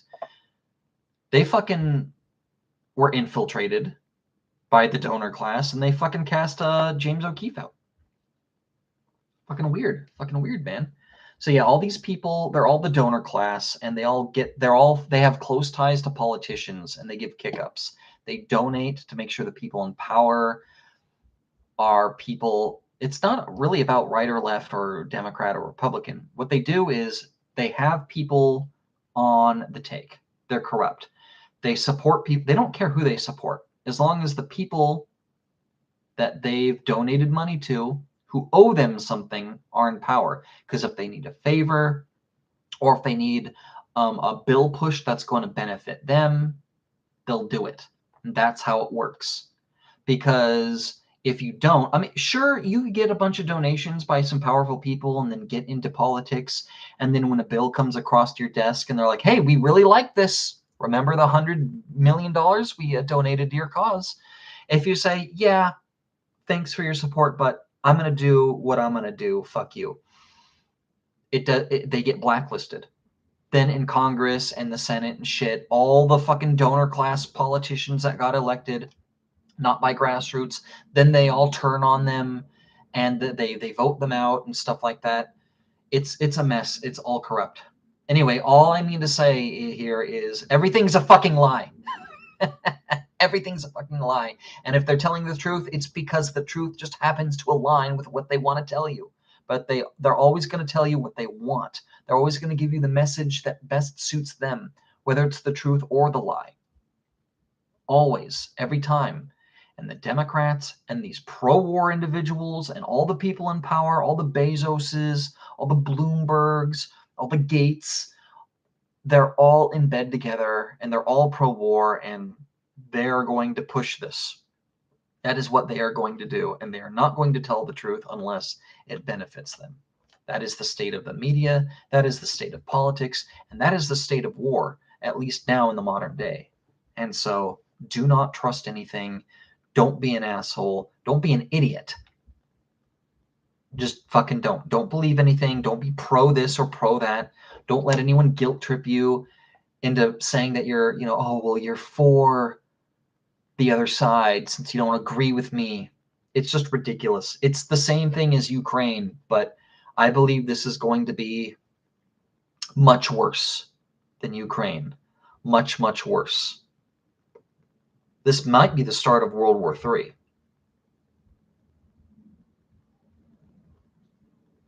Because the Biden administration and the Democrats, they're going to want to donate.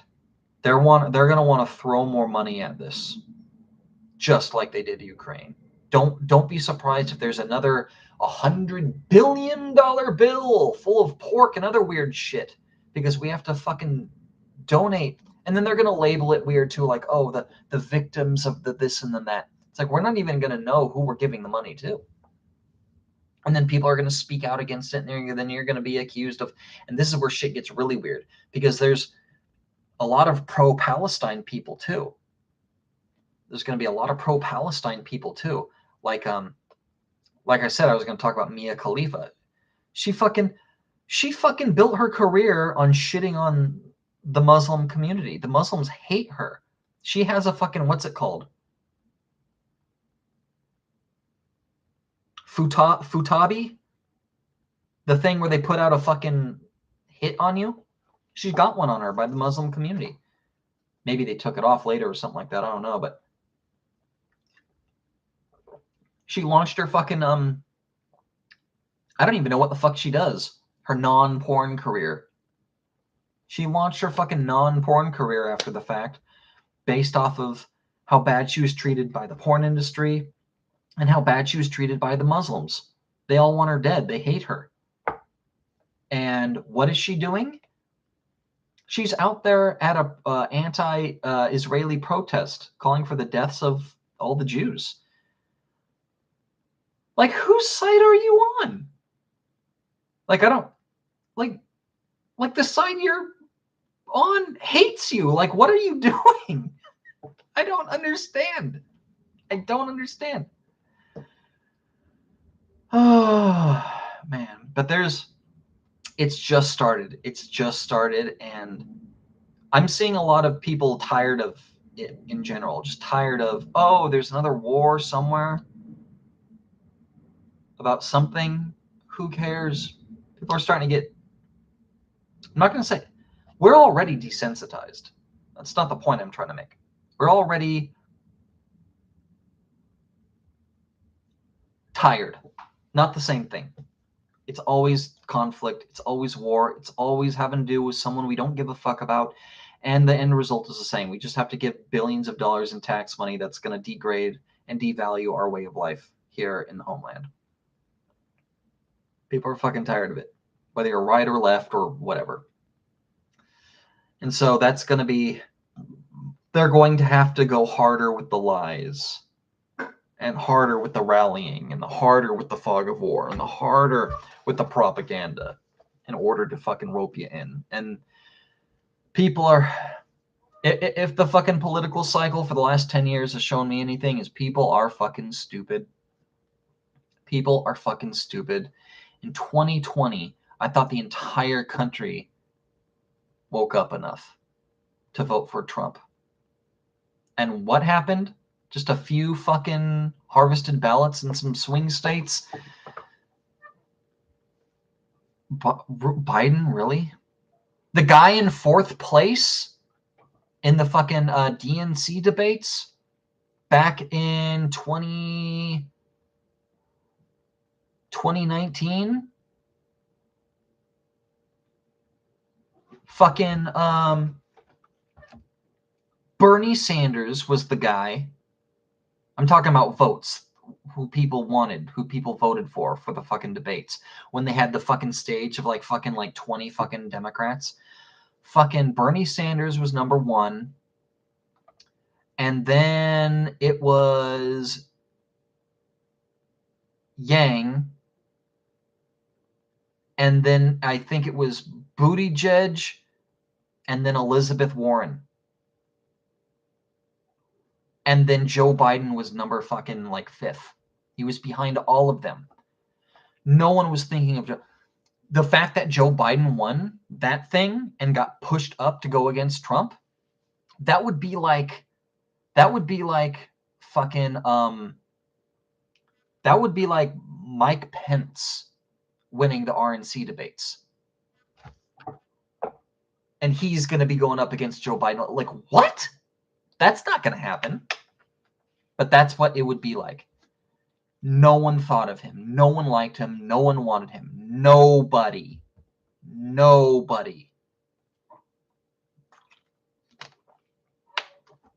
Fucking Pocahontas was winning him out. Fucking Andrew Yang, they fucking lied and cheated to make it so he couldn't fucking participate. They fudged the papers at the last second, got him on a technicality or something. Fucking Bernie Sanders, everyone wanted Bernie Sanders, and then he completely just stepped back and stepped down. He was anti-establishment this whole time. He got screwed over many times before in the past, and in the end of the day, he just said, okay, whatever you want. Even Trump said it. I thought fucking Bernie was going to win because everyone thought he was going to win because he was winning. And then at the last second, they just said, nope, you're not going to do it.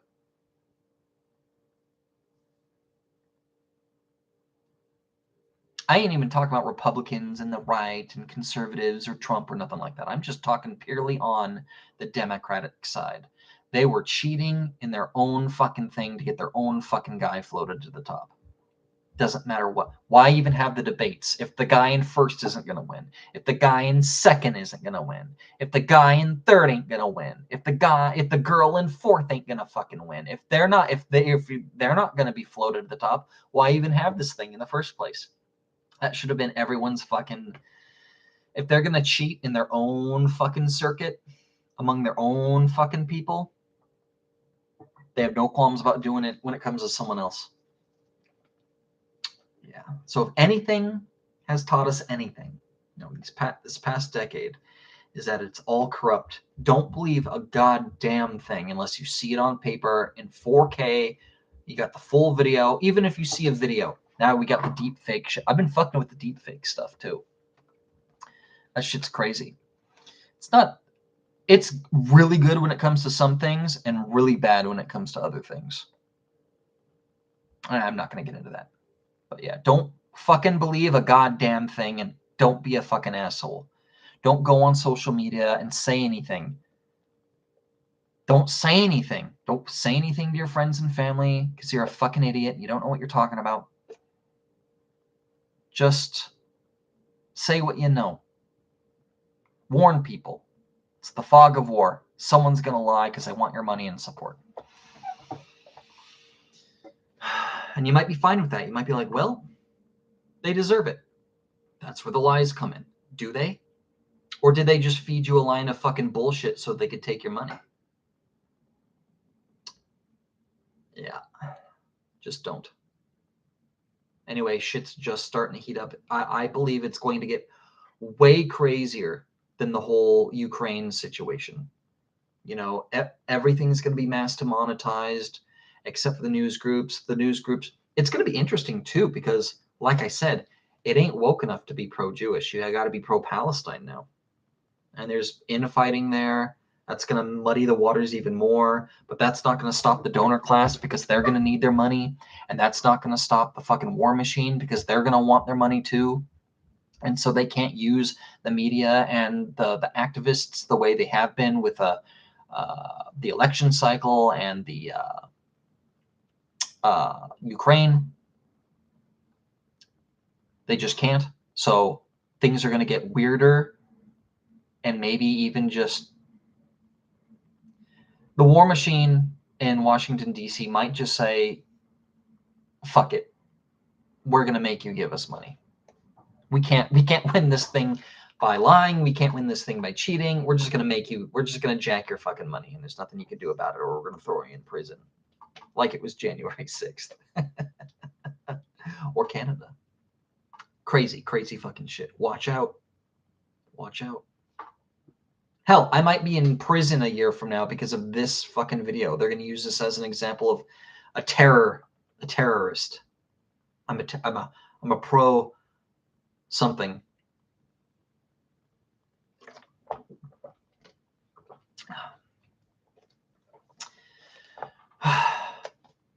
One last thing I want to talk about before I move on to Shocktober is I tried looking. Now, granted, I know far less about the Israeli and Palestine situation in modern politics than I do the Ukraine situation. But even that, don't believe anyone who says that they're pro one side or pro the other. Like I said before, A, they don't know what the hell they're talking about, and B, they're just lying on bad faith. Like if someone's Jewish, for instance, they're probably going to be pro-Palestine. I mean, pro-Israeli, pro-Jerusalem, for obvious reasons. That's just waving the flag. You know, that's just waving your own flag. I'm Jewish, therefore I support the Jewish side. That's kind of stupid. That's kind of fucking stupid. If fucking England went to war with fucking Ireland and then fucking conquered Ireland and absorbed them into their country, and for political reasons they renamed their country the UK.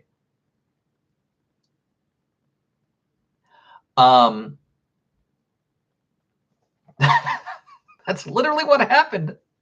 This happened modern day too. Modern fucking day. And not to go on another fucking rant, but like, you remember 15, 20 years ago when, you know, in the news cycle, you're hearing all these terrorist reports about fucking bombings and shit in Ireland and all that shit. Well, what was going on there was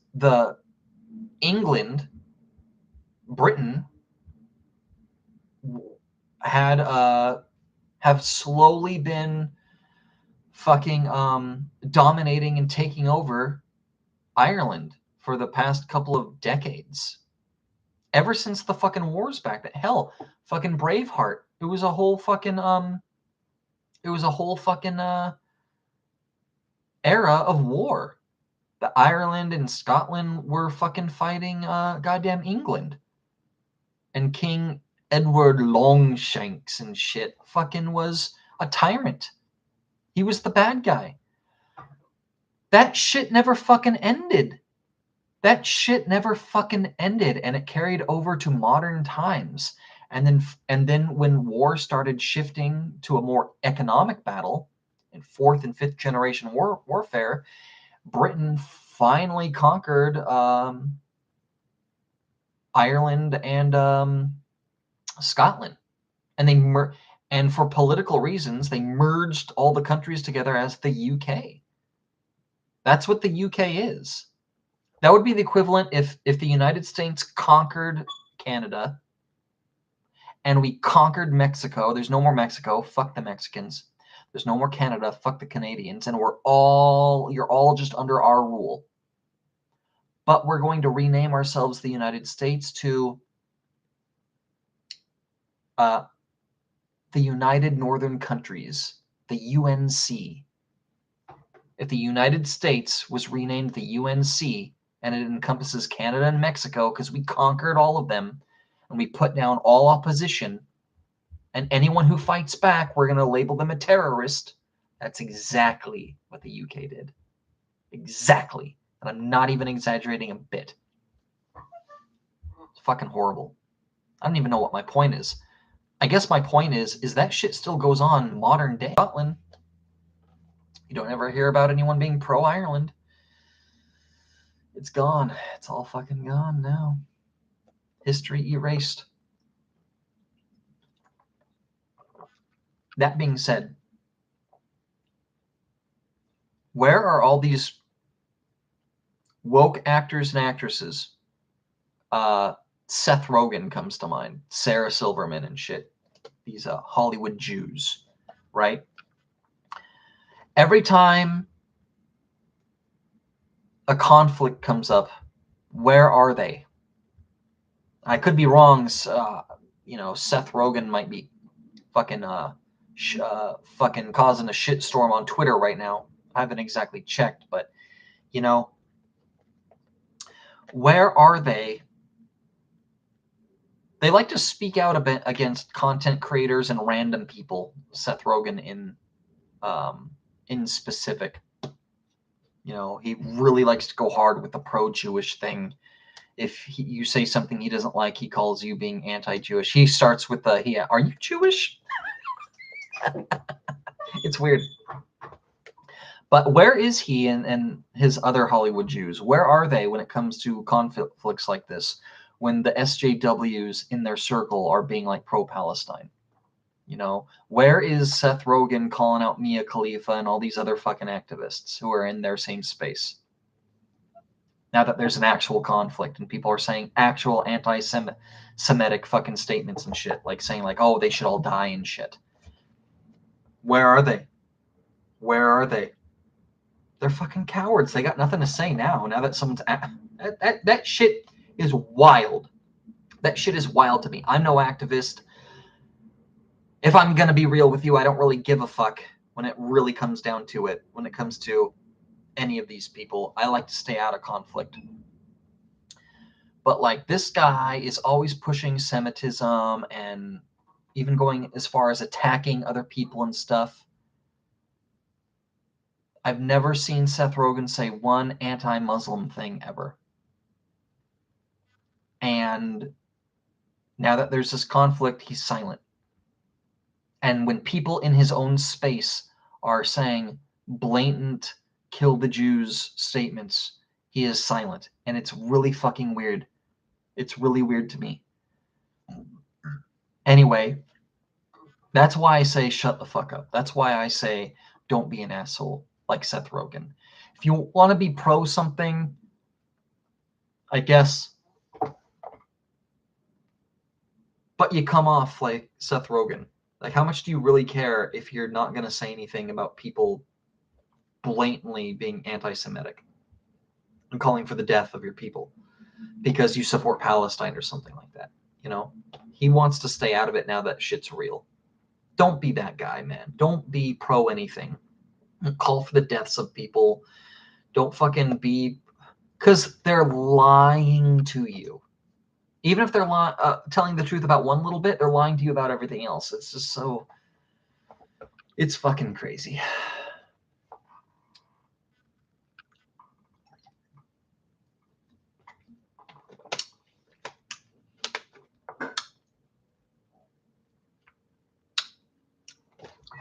Look what I got.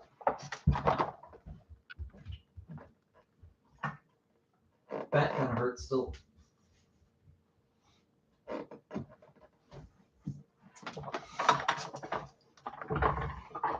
I got the matching, can't hear shit. I got the matching Starfield.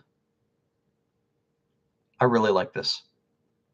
I kind of don't like the weird pride flag thing going on here, but I think it looks classy. It's not enough colors. So it's straight up the red gradient, red, orange, yellow. It's the red gradient. And then to contrast, at the very end, they got blue. I kind of like that, though. It's given me like early 90s Astros fucking vibes. So I kind of like that. But yeah, it doesn't bother me too much. It's not, I showed someone this and they made fun of me. They said, "Oh, I like the little pride flag there." It's like, it's not a rainbow. It's straight up half the colors. It's not all of them. They're very specific. Other than that, you got white, nice white controller with the red, and you got the dual tone rubberized grips. These are rubber grips. You got the light gray and the dark gray, and all the shit on here is just like, you could see like some. This isn't like a warning sticker or anything like that. If it says refer to flight manual before operating, expansion port. Like, look at this. If you see it, I'm trying to steady it. There you go. Oh. Focus. Anyway.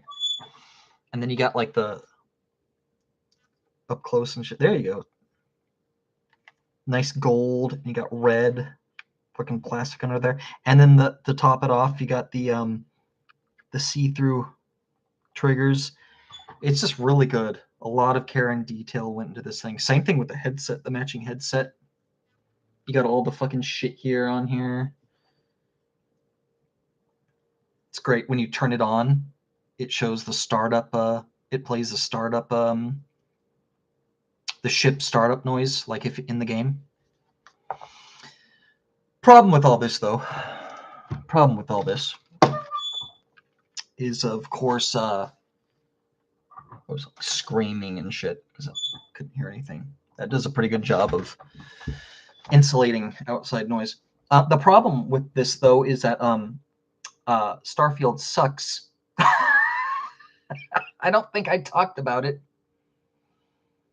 Why is it saying I don't have access to this feature? Am I not live anymore? What's going on? What's going on?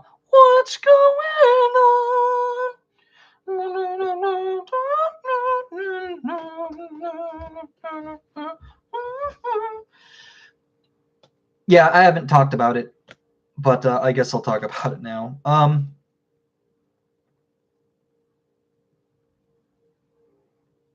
Starfield hurts. It really hurts. There's a lot of people who love it, and there's a lot of people who hate it, and for different reasons too.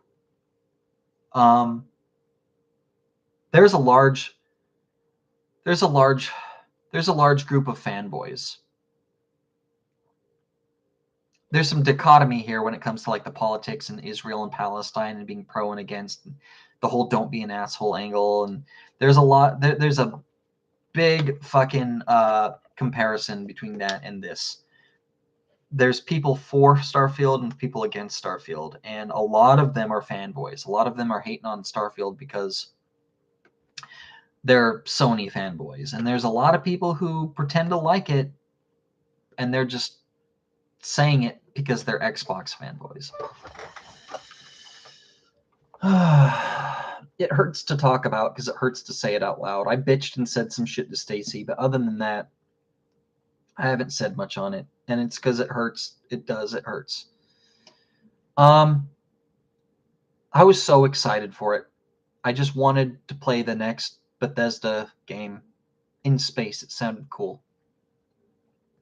I'm just going to say my main problem with it isn't... I'm smart enough to know and experienced enough to know that the game is fine. The game is fine. It is. It's fine. It's not a bad game. That being said, it's a bad Bethesda Game Studios game. And maybe the problem was expectations. But they really advertised this thing as being Skyrim in space. Todd Howard himself said that.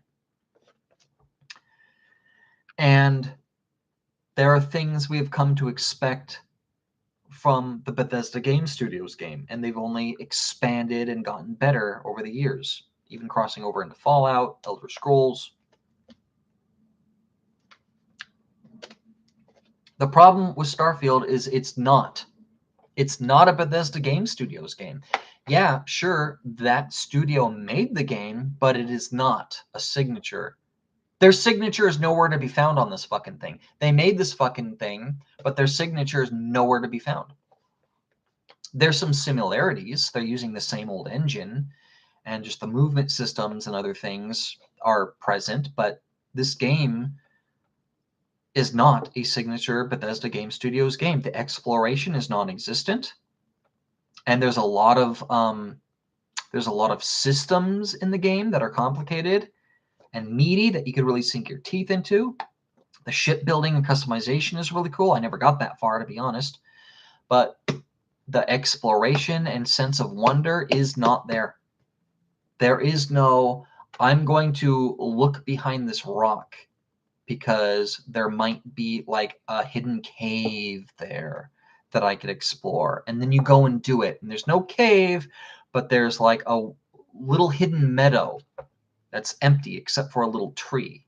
That tree is suspicious. You go and check out the tree, and it turns out there's like a magic portal there, and that takes you to, and there's a whole new quest line. Like, that sense of wonder is not there. And there's a lot of slow walking, endless pointless dialogue. Everyone's bitching about how hard fucking colony life is in the stars, even though everyone's been doing it for fucking 100 years. Yeah.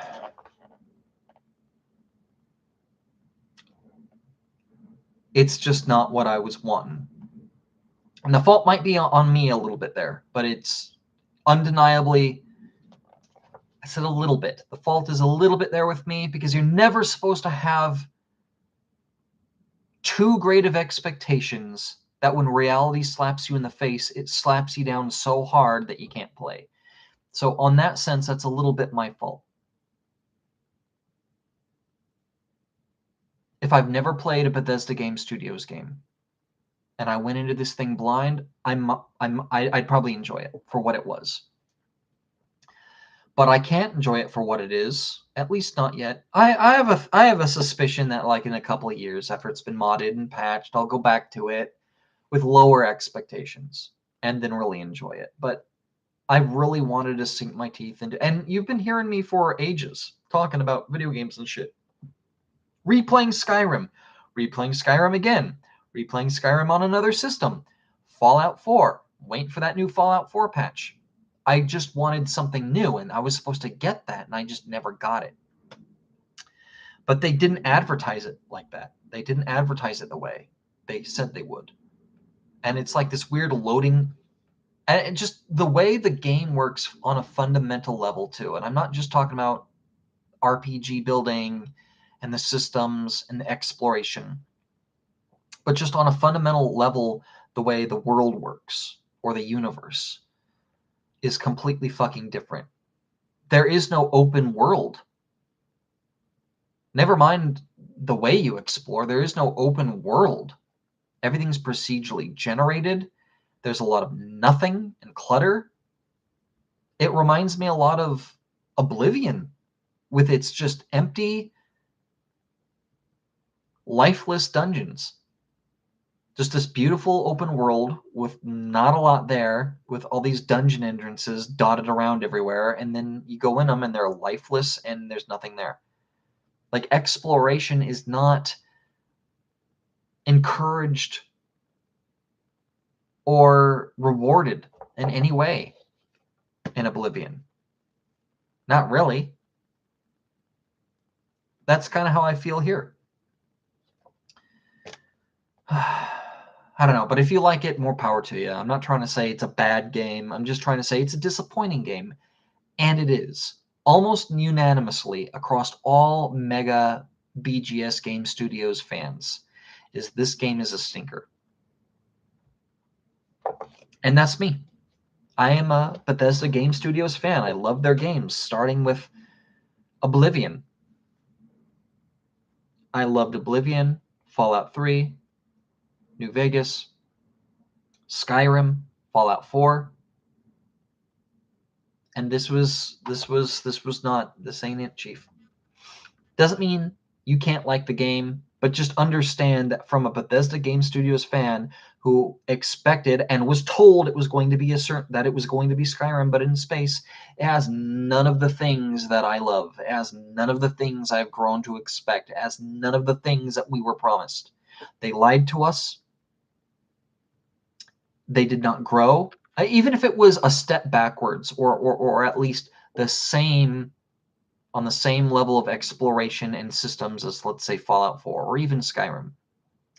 If it was just the same level or even a step backwards, it would have been okay, but it's not. It was a complete dismantling and a throwback, going back even before Oblivion in terms of exploration and reward and wonder.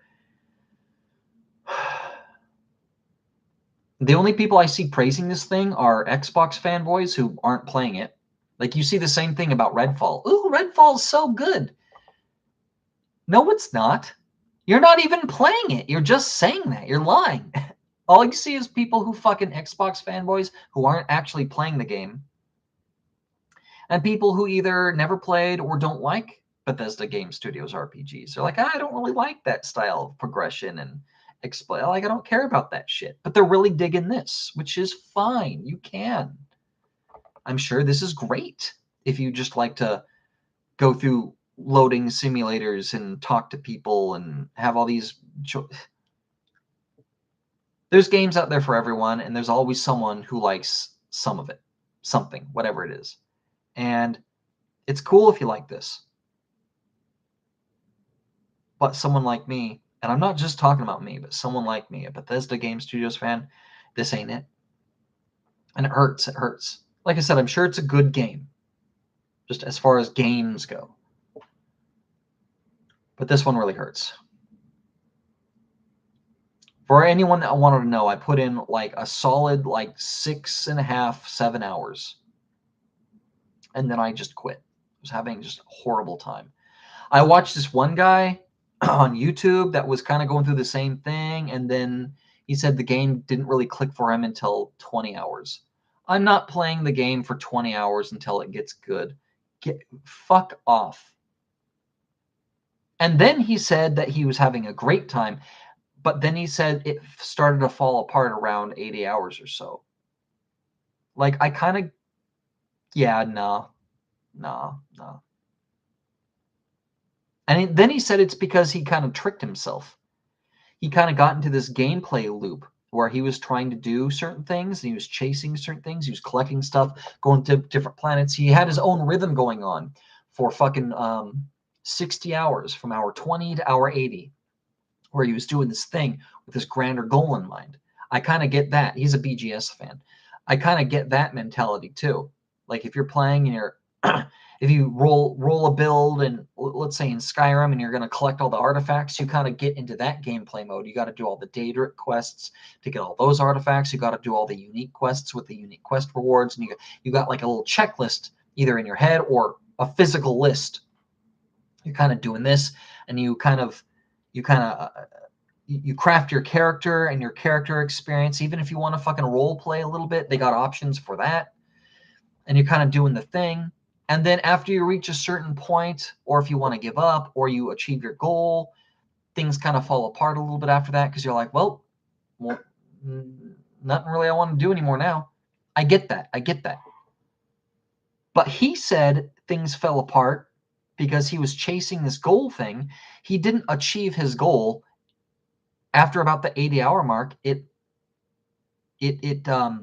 became apparent to him that his goal that he was trying to do was unobtainable. That he was chasing this thing because it felt like it was going this way this whole time, and then he realized that it's not something that he could do. That he was just wrong, and it just he had already beaten the game, but his time with the game stopped right there. Yeah, so even fans who liked the game and said, "Oh, well, the game picks up at hour 20, and he really enjoyed his time," he kind of tricked himself, and that sucks. So I don't know what my future holds when it comes to this fucking game, but I'm tired of fucking talking about it. Now I got the stupid fucking controller and headset as a constant reminder. They are cool though. Although I was having some trouble with this, it kept disconnecting. It's got Bluetooth. I think the problem is the Bluetooth in the fucking Xbox just isn't that great. It connects Bluetooth, which is great because it connects directly to the console itself. And so if my controller's acting up, or if I got a low battery in my controller, it doesn't, I don't have to plug it into my controller, and it doesn't have its own batteries. It charges directly. That's been nice. That's been nice. Yeah, so it's Shocktober. I've been starting to play some games. I've already gone through a couple, and so far it hasn't been a great Shocktober. We are a third of the way in, and I think I've started at least half of the games on my list. It hasn't been going that great, but part of that is because I've gotten through the shit. I kind of made a point to get through some of the shit, so I get that over with and really enjoy myself. Because what usually happens is I play some good games and some scary games, and then towards the end of the month I just kind of get tired of it all, and I want it to end. Didn't want to do that this time. This time I wanted to save the good stuff for the end so I didn't get so tired. And so I've been going through a lot of shit. So I played through... Oh, let me just get my book. Because I'm old and I forget now. I remember when I could just... Remember, if you're an old OG fan, remember when I could just list off 10 games? Now I can't do that anymore.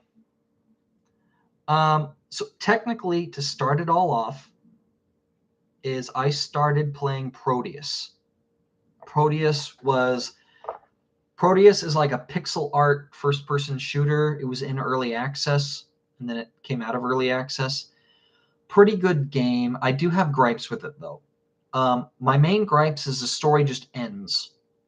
It just fucking ends, and it kind of ends on a cliffhanger. The game wasn't very heavy on story anyway. It was just a bunch of text-based splash screens in the form of a preloading area before you go into a level. It had like a Super Mario Brothers 3 map, which is kind of weird, kind of cool. Not really hot or cold on it. But the main problem is when you get to the end of the game just like, how do I say this? It takes a lot of nods from Doom, OG Doom, and Quake. Beautiful game, tons of gore. The combat feels really good. I really like the game. But they made it episodic. And the game was in early access for a little bit, and then it ended early access. And they have a main campaign. When you start the game, you go to campaign, it says campaigns, plural. And there's no list of campaigns. There's just one. Then, of course, you could download campaigns that are user-created. I didn't fuck with any of that. I just checked it out a little bit, but I didn't fuck with any of that. So I went through and I beat the whole campaign. The first part of the campaign was really good. The second part was was not that great. I still had fun, but what they did is they gave you all the weapons in the first half of the game. Now that you're fully stacked and you have all your weapons and you can annihilate any enemy that is thrown at you, what they start doing is spamming enemies at you. Just absolutely spamming them. And of course, you could lay waste to them. The problem, though, is ammo. So what they do to fix it is that they have these hot spots where if you walk over, it'll just refill your ammo. So you basically have endless ammo, and they just spam enemies at you.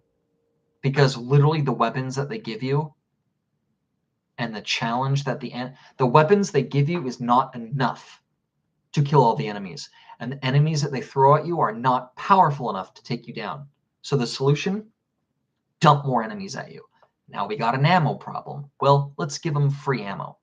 And it just seems the game felt really good at first. They were very strategic with the enemy types and how they pair them together and how they introduced new enemy types and then new weapons with different alternate fire modes. to keep you on your toes and really good level design, that all went out the window in the second act. And it kind of feels like an early access game where they're like, well, let's just get this thing to the finish. And that's kind of how it felt. Overall, the experience was really good. I really enjoyed the art style and all the blood and the gore. There was definitely some parts that were creepy. The weapons were fun to use. But yeah, my end score would probably be about a 6 or a 7. Not a bad game, but the game rode really high. Like, this was like a solid 9 out of 10. And then the second act happened and it dropped it way down. So while there is, just like with Starfield, there's a difference between a bad game and being disappointed. I finished this thing up. I enjoyed it. It doesn't have huge high marks, but it was good. Just the second act really just fucking killed it. It brought its score way, way down. And yeah, it is what it is. But I did have fun with it. That's what I started. I started a little early at the end of September. And then, oh wait, what? I don't understand. I do not understand. Oh yeah, I started way early.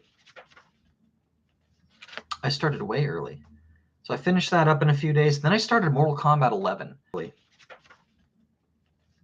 I started way early.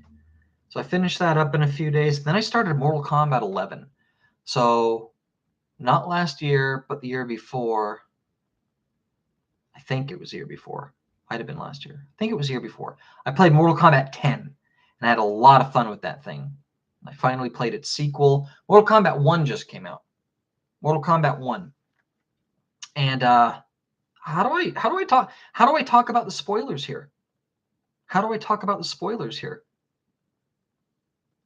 It's all over propaganda. It's all over everywhere with the Mortal Kombat 1 trailers and stuff. They're talking about Fire God Liu Kang, and they're rebooting the franchise.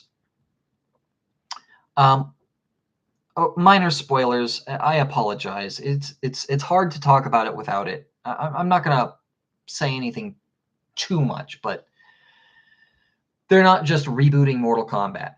Modern Mortal Kombat is a reboot. If you go on the wikis and shit like that, there's 3 timelines. There's the original timeline of Mortal Kombat, with Mortal Kombat 1, Mortal Kombat 2, Mortal Kombat 3, Ultimate Mortal Kombat 3, Mortal Kombat Trilogy, Mortal Kombat 4, Mortal Kombat Deception, and all that stuff. There's pre NetherRealm Studios Mortal Kombat, when it was made by Acclaim and shit like that. They kind of have a loose timeline of characters and stuff like that. Then they have the NetherRealm Studios timeline, where they rebooted the franchise with Mortal Kombat 1. And it was kind of a remake of the entire Mortal Kombat trilogy in one game. They kind of you thought it was a remake of the original game, but they had each of the 3 games kind of delivered in parts 1, 2, and 3, if you will, in the Mortal Kombat reboot. Just self-titled Mortal Kombat, but everyone refers to it as Mortal Kombat 9 because it's the 9th game. And then, of course, Mortal Kombat X, the X also representing Roman numeral 10. That's the 10th game. So they're direct sequels. This is a second timeline. Mortal Kombat 9, Mortal Kombat 10, Mortal Kombat X. I played that a couple years ago, and then I just played Mortal Kombat 11, which is the last game in the second timeline. So they're rebooting it again for the 3rd timeline. But what you don't know is this reboot, where obviously Liu Kang takes the role of Raiden as protector of Earthrealm, and he's the one with god powers instead of Raiden. What you don't know about this reboot, if you haven't been following along, is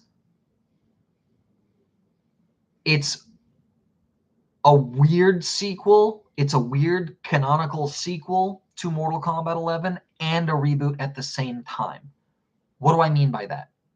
Fire God Liu Kang. So at the end of Mortal Kombat 11, without too many spoilers, I'm just going to say it. There is a weird time travel thing that they do. Like old characters who are dead in Mortal Kombat and Mortal Kombat 9, Mortal Kombat 10, that they bring them back because there's like a timeline thing, time travel and stuff like that.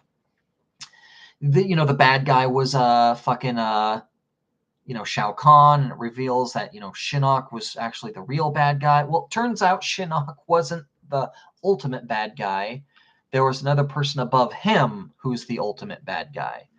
The whole thing talks about time travel and stuff. Basically, the bad guy is trying to reboot, is dissatisfied with the way that the universe is, because Raiden has fucked shit up. Basically, she's just pissed that Shinnok didn't fucking win. So she wants to reboot the entire franchise. She wants the universe. She wants to fucking yeet a couple of people out of existence. Doesn't really say exactly how they're going to do that, but they use a device. Anyway, long story short, is this new timeline has a lot to do with that. The timeline does get rebooted. Everything does get reset. Everything's different. There's some similarities, but if you see weird shit like Sub-Zero and Scorpion are actually brothers related by blood this time around. Raiden is a normal fucking dude. Liu Kang is a god. Like that is all connected. That is all canonical. They didn't just randomly decide to reboot the franchise. They did decide to do that, but it is a direct sequel to Mortal Kombat 11. This is what happens in the Aftermath DLC. Is shit does get reset, obviously. That shouldn't really be a spoiler since we're dealing with the remake, but I'm just saying that it's not like Mortal Kombat 11 ended and then this is a remake. The remake is a result of the aftermath of Mortal Kombat 11. So it is a sequel, but literally it's part of the story that the entire universe gets reset. Gods, mortals, Outland, everything. So, yeah. So I'm excited to play that. But this year I played Mortal Kombat 11 and I played that story. I loved it, but I had an audio issue where the audio would slowly desync from the video. And it is amazing. The cutscenes are amazing and beautiful. And Stacy just played through Mortal Kombat 10. I was kind of pushing her to play that. And she finally did that. Going back and watching some of the cutscenes and shit like that from Mortal Kombat 10 after playing Mortal Kombat 11, that shit looks so fucking old and janky. I thought it looked really cool at the time, just a couple of years ago. But that compared to Mortal Kombat 11, that shit looks so old and janky. Mortal Kombat 11 looks beautiful. The cutscenes are beautiful. I downloaded the 4K fucking story and everything. Oh my god, so fucking cool. So fucking good. There's detail everywhere. The character models are fantastic. And the fucking cutscenes are badass. It's like watching a movie. I love the campaign. And I played the Aftermath as well. I think I got like the pack on sale for like $10 or something. So good. So absolutely fantastic. But my only problem was that the audio would desync as time goes on. The shorter cutscenes weren't that big of a problem. But if you're watching like this 5-minute cutscene before the fucking battle begins, at the end of the cutscene, like everything's desynced. Like you could hear like clanking of fucking weapons before the fucking person is even on the scene, and it just got pretty bad. It got pretty bad. I would literally sit back, kind of defocus my eyes from the screen and kind of half look away so I could just see movement on the screen, because the desync issues really fucked me up. But it was great. It was a great game. And this wasn't a problem with me. Like, I went online, and apparently this was a problem that's been a thing since the game launched, and they just never fixed it. Sucks so much. But anyway, as tradition, I've been playing the Mortal Kombat games with Halloween during Shocktober. I decided Mortal Kombat 10 to do that with that one because that was like they had all like the scary movie. They had like the Predator and the Alien and Freddy Krueger and Jason Voorhees and all that shit as like DLC characters in Mortal Kombat 10. So just as tradition, I've been keeping up with that. So next year, I'll probably be playing Mortal Kombat 1. And then A Plague Tale Requiem.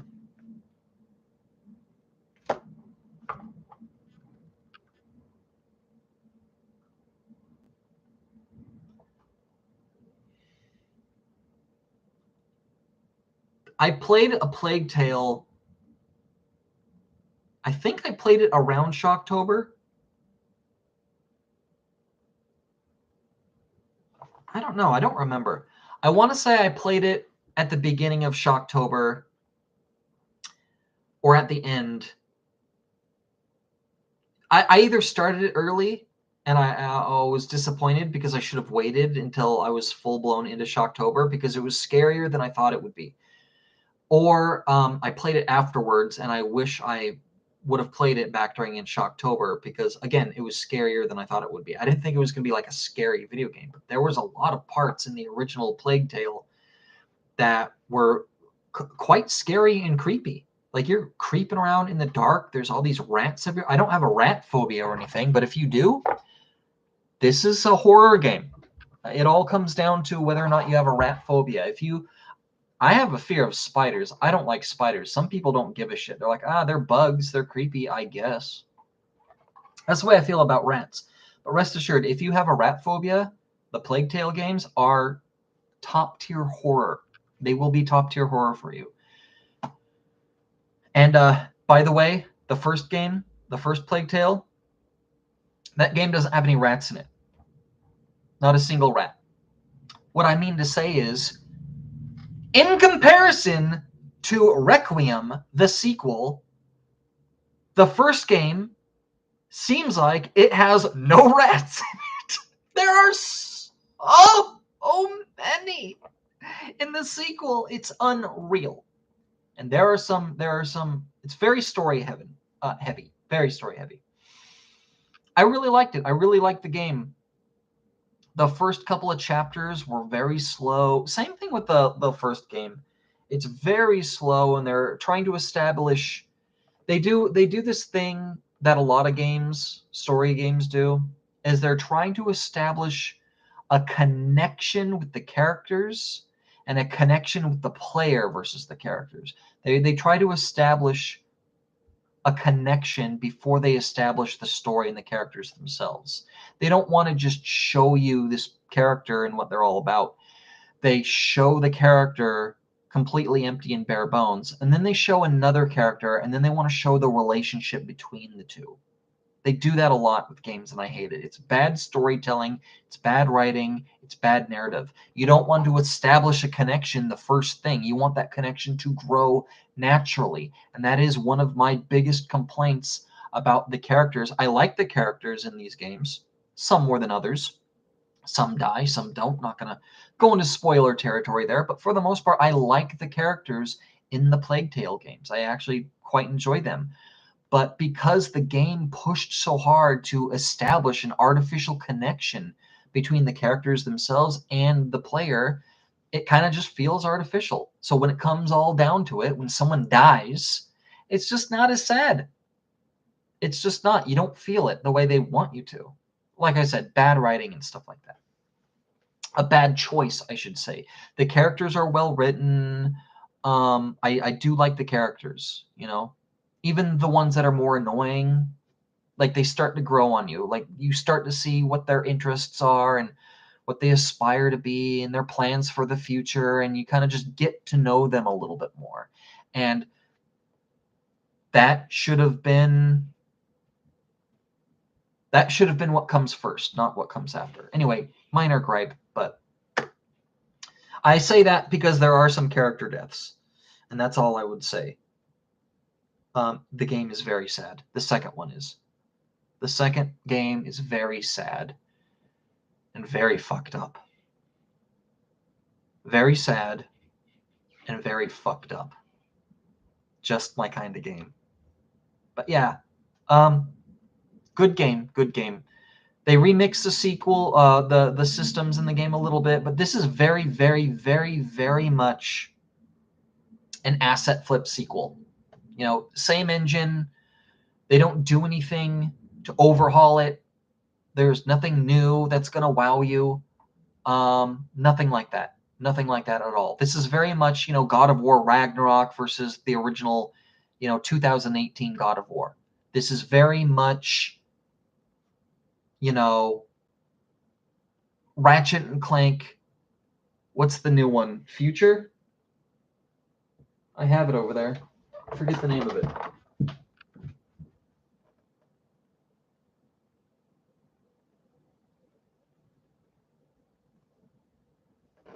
Rift Apart. Was I sitting there with my ass hanging out the whole time? Ratchet and Clank Rift Apart. This is very much Ratchet and Clank Rift Apart versus, you know, the 2016 remake.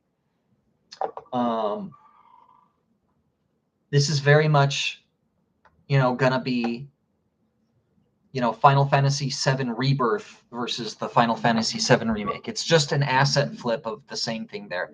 They write some new story and character arcs, and they kind of do the level of design, but it's the same engine, same thing, no real new systems. They might tweak a couple of things. The biggest change, the biggest difference with these asset flips is the system it's on. This thing is optimized for the Series X and S, and the prequel, the one that came before it, was on the old tech. God of War Ragnarok is on. It's optimized for the PlayStation 5, and it runs, I guess, on the PlayStation 4. Like, that's the main difference between these. It's going to be more higher fidelity on the new systems. But other than that, standard stuff, and it really shows. I can't enjoy these asset flip sequels the same way I do the originals. And it's not trying to bash the newer games. I'm sure they're good. I just played this one. It was fantastic, but they didn't really overhaul anything. It's just more optimized for the new systems, and so there's more rats, which directly plays into the story. But it is a standard asset flip sequel. And so the beginning of the story was kind of a slog. And then, you know, the middle of it's a slow burn. It's a slow burn. The beginning of the story and everything was kind of a slog. I wasn't having that much fun. I was just kind of catching up on the characters and everything. The game literally takes place like a month or two after the end of the first game. And then the middle of the game, you get to this island, and it's just fucking a walking simulator. They just info dump stuff on you. Very boring. But then after that, shit fucking really kicks off. That's all I'm going to say. Shit really fucking kicks off. Any glimmer of hope in the game is completely doused, and it's just really fucking sad. And there's some pretty creepy moments and creepy areas you get into. Pretty good game, pretty good game. If you played the first one and enjoyed it, you'll enjoy this one. I will say this, though. Don't glean too much from what I'm saying. There's not going to be a third game. There's not going to be a third game.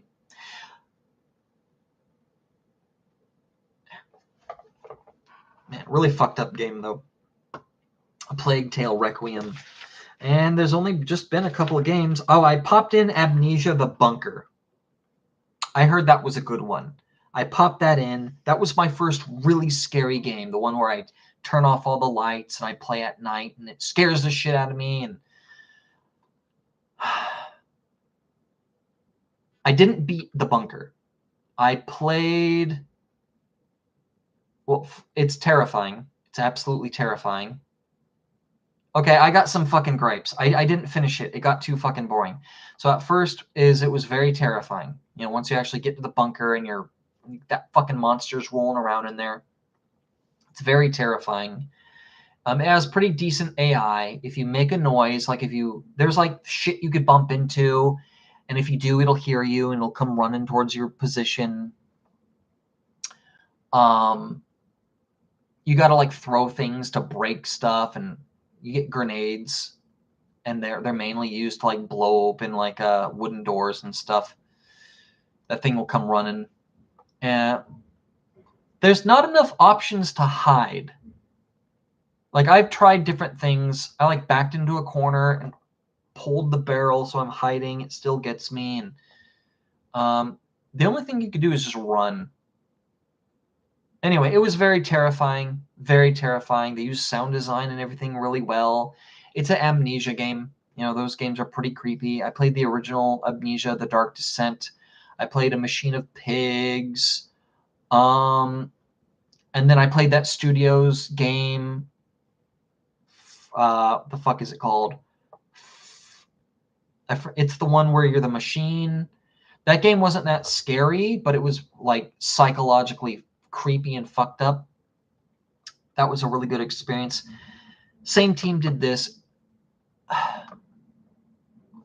I quit out of the game because of all the busy work. I have to get, the object of the game is to get out of the bunker. The entrance has been blown shut. You need the TNT and you need the trigger. So you have two objectives. You got to get one, and then you got to get the other. And of course, they're in two different areas in the bunker. You got to slink around and sneak the whole time, which I don't mind. And here's where the first problem comes in. This monster. I don't know what to call it. This monster. It's always by you. The bunker's fairly large, with a lot of places it could go. It's always where you are at, or where you need to go, where the next objective is. Okay, so case in point, I had to go to this one area, and I waited a long time before going there because I was trekking around in the different rooms, collecting resources and shit like that. I was playing it kind of like Resident Evil. I was slinking around, and I could kind of hear it off in the distance, but it was never around me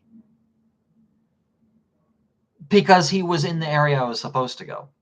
The game programmed him to just chill over there. So by the time I made it over there, he was just on my fucking ass the whole fucking time. I didn't really like that. I didn't like that at all. I tried slinking around. It would hear me, and then it would come in and investigate, and I have to stop and hide. Wait it out, and then it would leave. Then I'd kind of come out of my little hidey hole. I'd slink around for a little bit, trip over a glass bottle, and here it would come again. Oh, fuck. I have to either find a new hiding spot or go back to my old... It was just rinse and repeat. Rinse. A lot of waiting, a lot of boring shit. And then the objectives. Like, I had to get the thing here, but before I get there, I have to fucking... This guy is going to tell me the code over the radio. In order to do that, I got to turn on the generator. And then after I turn on the generator, I got to flip all the switches in order to do that. But in order to do that, I need to get into this room. That's locked. In order to do that, I have to go into this other room, which I had to break down. And then I had to find a fucking something to break it down with. I said fuck it, and I just threw a grenade at it, and I blew the door up, and then I went in there, and then there was like a note on the door that said that the key was somewhere else, and then I had to go in to get the key, and then I finally did that and went through the room I was supposed to, and then fucking I had to fuck with the generators, and then I had to find a map that showed me where all the switch... It was busy work. It was go here, then go there, then go there, then go here. But before you could do that, you got to do this first. And before you could do that, you got to do this. And before you do that, you got to do that. And you finally did it. And then you got to like work backwards and go back. And then every time you go to do something, it's like, oh, you got to do this first. Fuck. Okay, I guess I'll go do that. And you go over there and do that. Oh, well, now you can't do that either because it was just busy work the whole fucking time. And the whole time you're slinking around and quiet, and this thing's stalking you constantly, and it's not organic either. He's not just in the complex rooting around. He's fucking on your fucking ass because they program him to be in the area you're in. It would be nice if I just fucking like threw a fucking grenade and he's on the other side of the fucking bunker and he doesn't even hear it. And sometimes a mortar shell will fucking come on top of the bunker and the whole fucking thing shakes and the lights flicker. It would be nice if that masked some sound or something like that, or disorient the monster. Nope. It's just there to scare you. It was very terrifying the first couple of hours. But then after that wears off, it's just a lot of busy work and slinking around and time wasting. And I was just like, I'm not having fun with this thing. Before I quit, though, I made a bunch of noise and attracted it to me. Every single time the thing attacked and killed me, I was like hiding somewhere. And like the cutscene initiate, like the first person weird cutscene initiated, but I never actually got to see it. I kind of saw its silhouette a couple of times, but so I decided I just want to see what this thing fucking looks like. So I stood there in the hallway making a bunch of noise. I threw a fucking grenade and it came running. Then I turned on my light and I just saw it coming down the fucking thing. The thing is terrifying. It's got the body of like a giant wolf, like a dog. It's on all fours, but it's human. It's got these giant fucking claws. It looks like a licker from Resident Evil, except it's not long and slender. It's like beefy, like a bear. And it's not like red and with exposed muscles and blood. It's like pale, like white, almost white and pink, like they stretched someone's skin over like a corpse. And it's got a human looking fucking face. It's fucking terrifying. Anyway, so I got done with that thing, and then I started Resident Evil 4, the remake, and I'm having a fantastic time with that. I just got to the castle. I could say more, but I won't. I'll say a little bit more. It's fantastic. As someone who's replayed Resident Evil 4, Gears of War, Skyrim, Chrono Trigger, and a few other titles, these are the games I've played more than any else. I've replayed them over and over again, at least 5 to 6 times a piece. Some of them 10 plus times. I've replayed Resident Evil 4 like 8 times. I go back to it every few years. They keep releasing it on new systems. I want to get the achievements or whatever. I played the Wii version. I played the OG version on the GameCube. I played it on the Xbox One. I played it on the Series X after patches and stuff. And now I'm playing the remake, and it's really good. It's really good. It definitely blurs. I don't know if you've paid attention, but it definitely blurs the lines between what a remake is and what a revamp is. It definitely blurs the lines. I don't know if you've seen articles talking about that or anything like that. I read some of them. On one hand, it is a very, very, very, very faithful remake in terms of location. You're in the same areas with the same buildings. They're just completely reworked, and they look like the clutter is different. The clutter is different. Instead of like a pot of boiling soup over a fucking fire pit kind of in the corner in what's supposed to be a kitchen in one of these houses, you have an actual stove with, oh, there she is. I told her not to call. I guess it's time to fucking go. Hey, what does I'll call you mean? Yeah. Okay. All right. I'll see you in 15. Love you, bye. I could have been less of a dick. Hey, what does I'll call you mean? Oh. Yeah, I gotta wrap it up. I gotta fucking wrap it up. Anyway, I was having fun. I was having fucking fun shooting the shit. I haven't done this for a while. But yeah, I got through all my topics. But to wrap things up with Resident Evil, it does blur the lines between a remake and a revamp. Everything's faithfully recreated.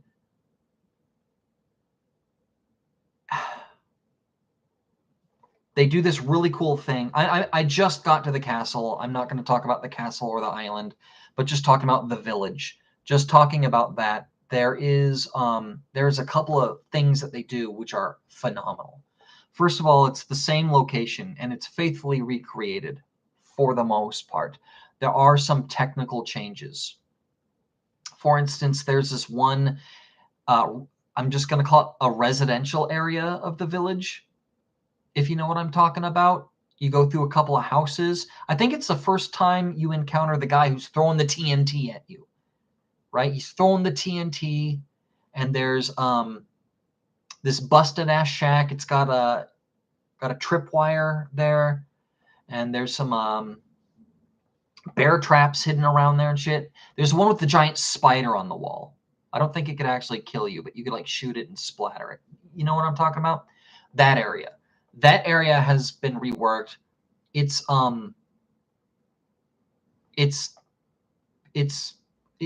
faithfully recreated, but they added a section. It's now by the waterfront. It's by the lake. There's like a little dock over there, you know?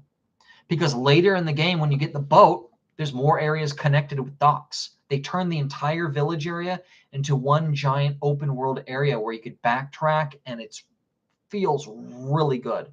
It feels really, really, really fucking good. It's fantastic, and I loved how they did that. They revamped things a little bit, changed things a little bit. Like I said, it's the same old areas faithfully recreated.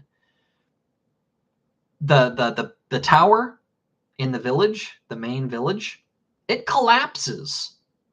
You go up there and you'll fall through the floor. And that's something a little bit different. That didn't happen, but apparently that weakened it, and eventually it collapses, and it's like in the middle of the village. So it kind of cuts your pathing. You have to go around these buildings in a very specific way in order to get around it. And so it cuts the village up a little bit. And so that's kind of what the game does. It forces you to go in different directions. And there's this one area I went to in the quarry, and you approach from the opposite side. I found like the little building you approach. It's with the Bella twins, the Bella sisters that had the chainsaw. I went into that area, and I didn't even know I was in the area because I approached from a completely different side.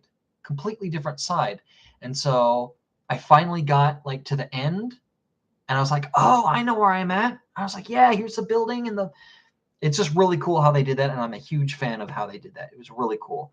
Added cutscenes and stuff, added mechanics. It does blur the line because it's not just a remake. It's not the same code with a pretty paint over it. There's a lot of added systems, a lot of remixed systems, to the point where you could call it a complete revamp. But there's so many things that are the same, in the same spots, in the same locations, that it feels like a one-for-one recreation. There's some areas that's literally a one-for-one recreation. Everything's the same. Even the fucking things in the fucking hidden in the boxes are the same. And then there's areas where they're the same, but you approach from a different area, or you go to them out of sync. It's just, the whole thing is revamped and remixed, and it stays so faithful. It's great. It's great. I don't have any problems with any of the changes they made. There's not one change, and this is the important part that I want to get across. With all the changes that they do make, there's not a single change where I'm like, ew, I don't like that. Except for maybe they turned Ashley's pants into pants, and I wish it was a skirt because I want to look up that fucking skirt. They don't give you the option this time, but whatever. That's a minor gripe. That's pretty specific to me. But whatever. Anyway, I'm gonna fucking take off. I got drinks to drink, bitches to fuck, and what's the other one I say? Games to play. I had fun. Almost 3 hours. Peace out.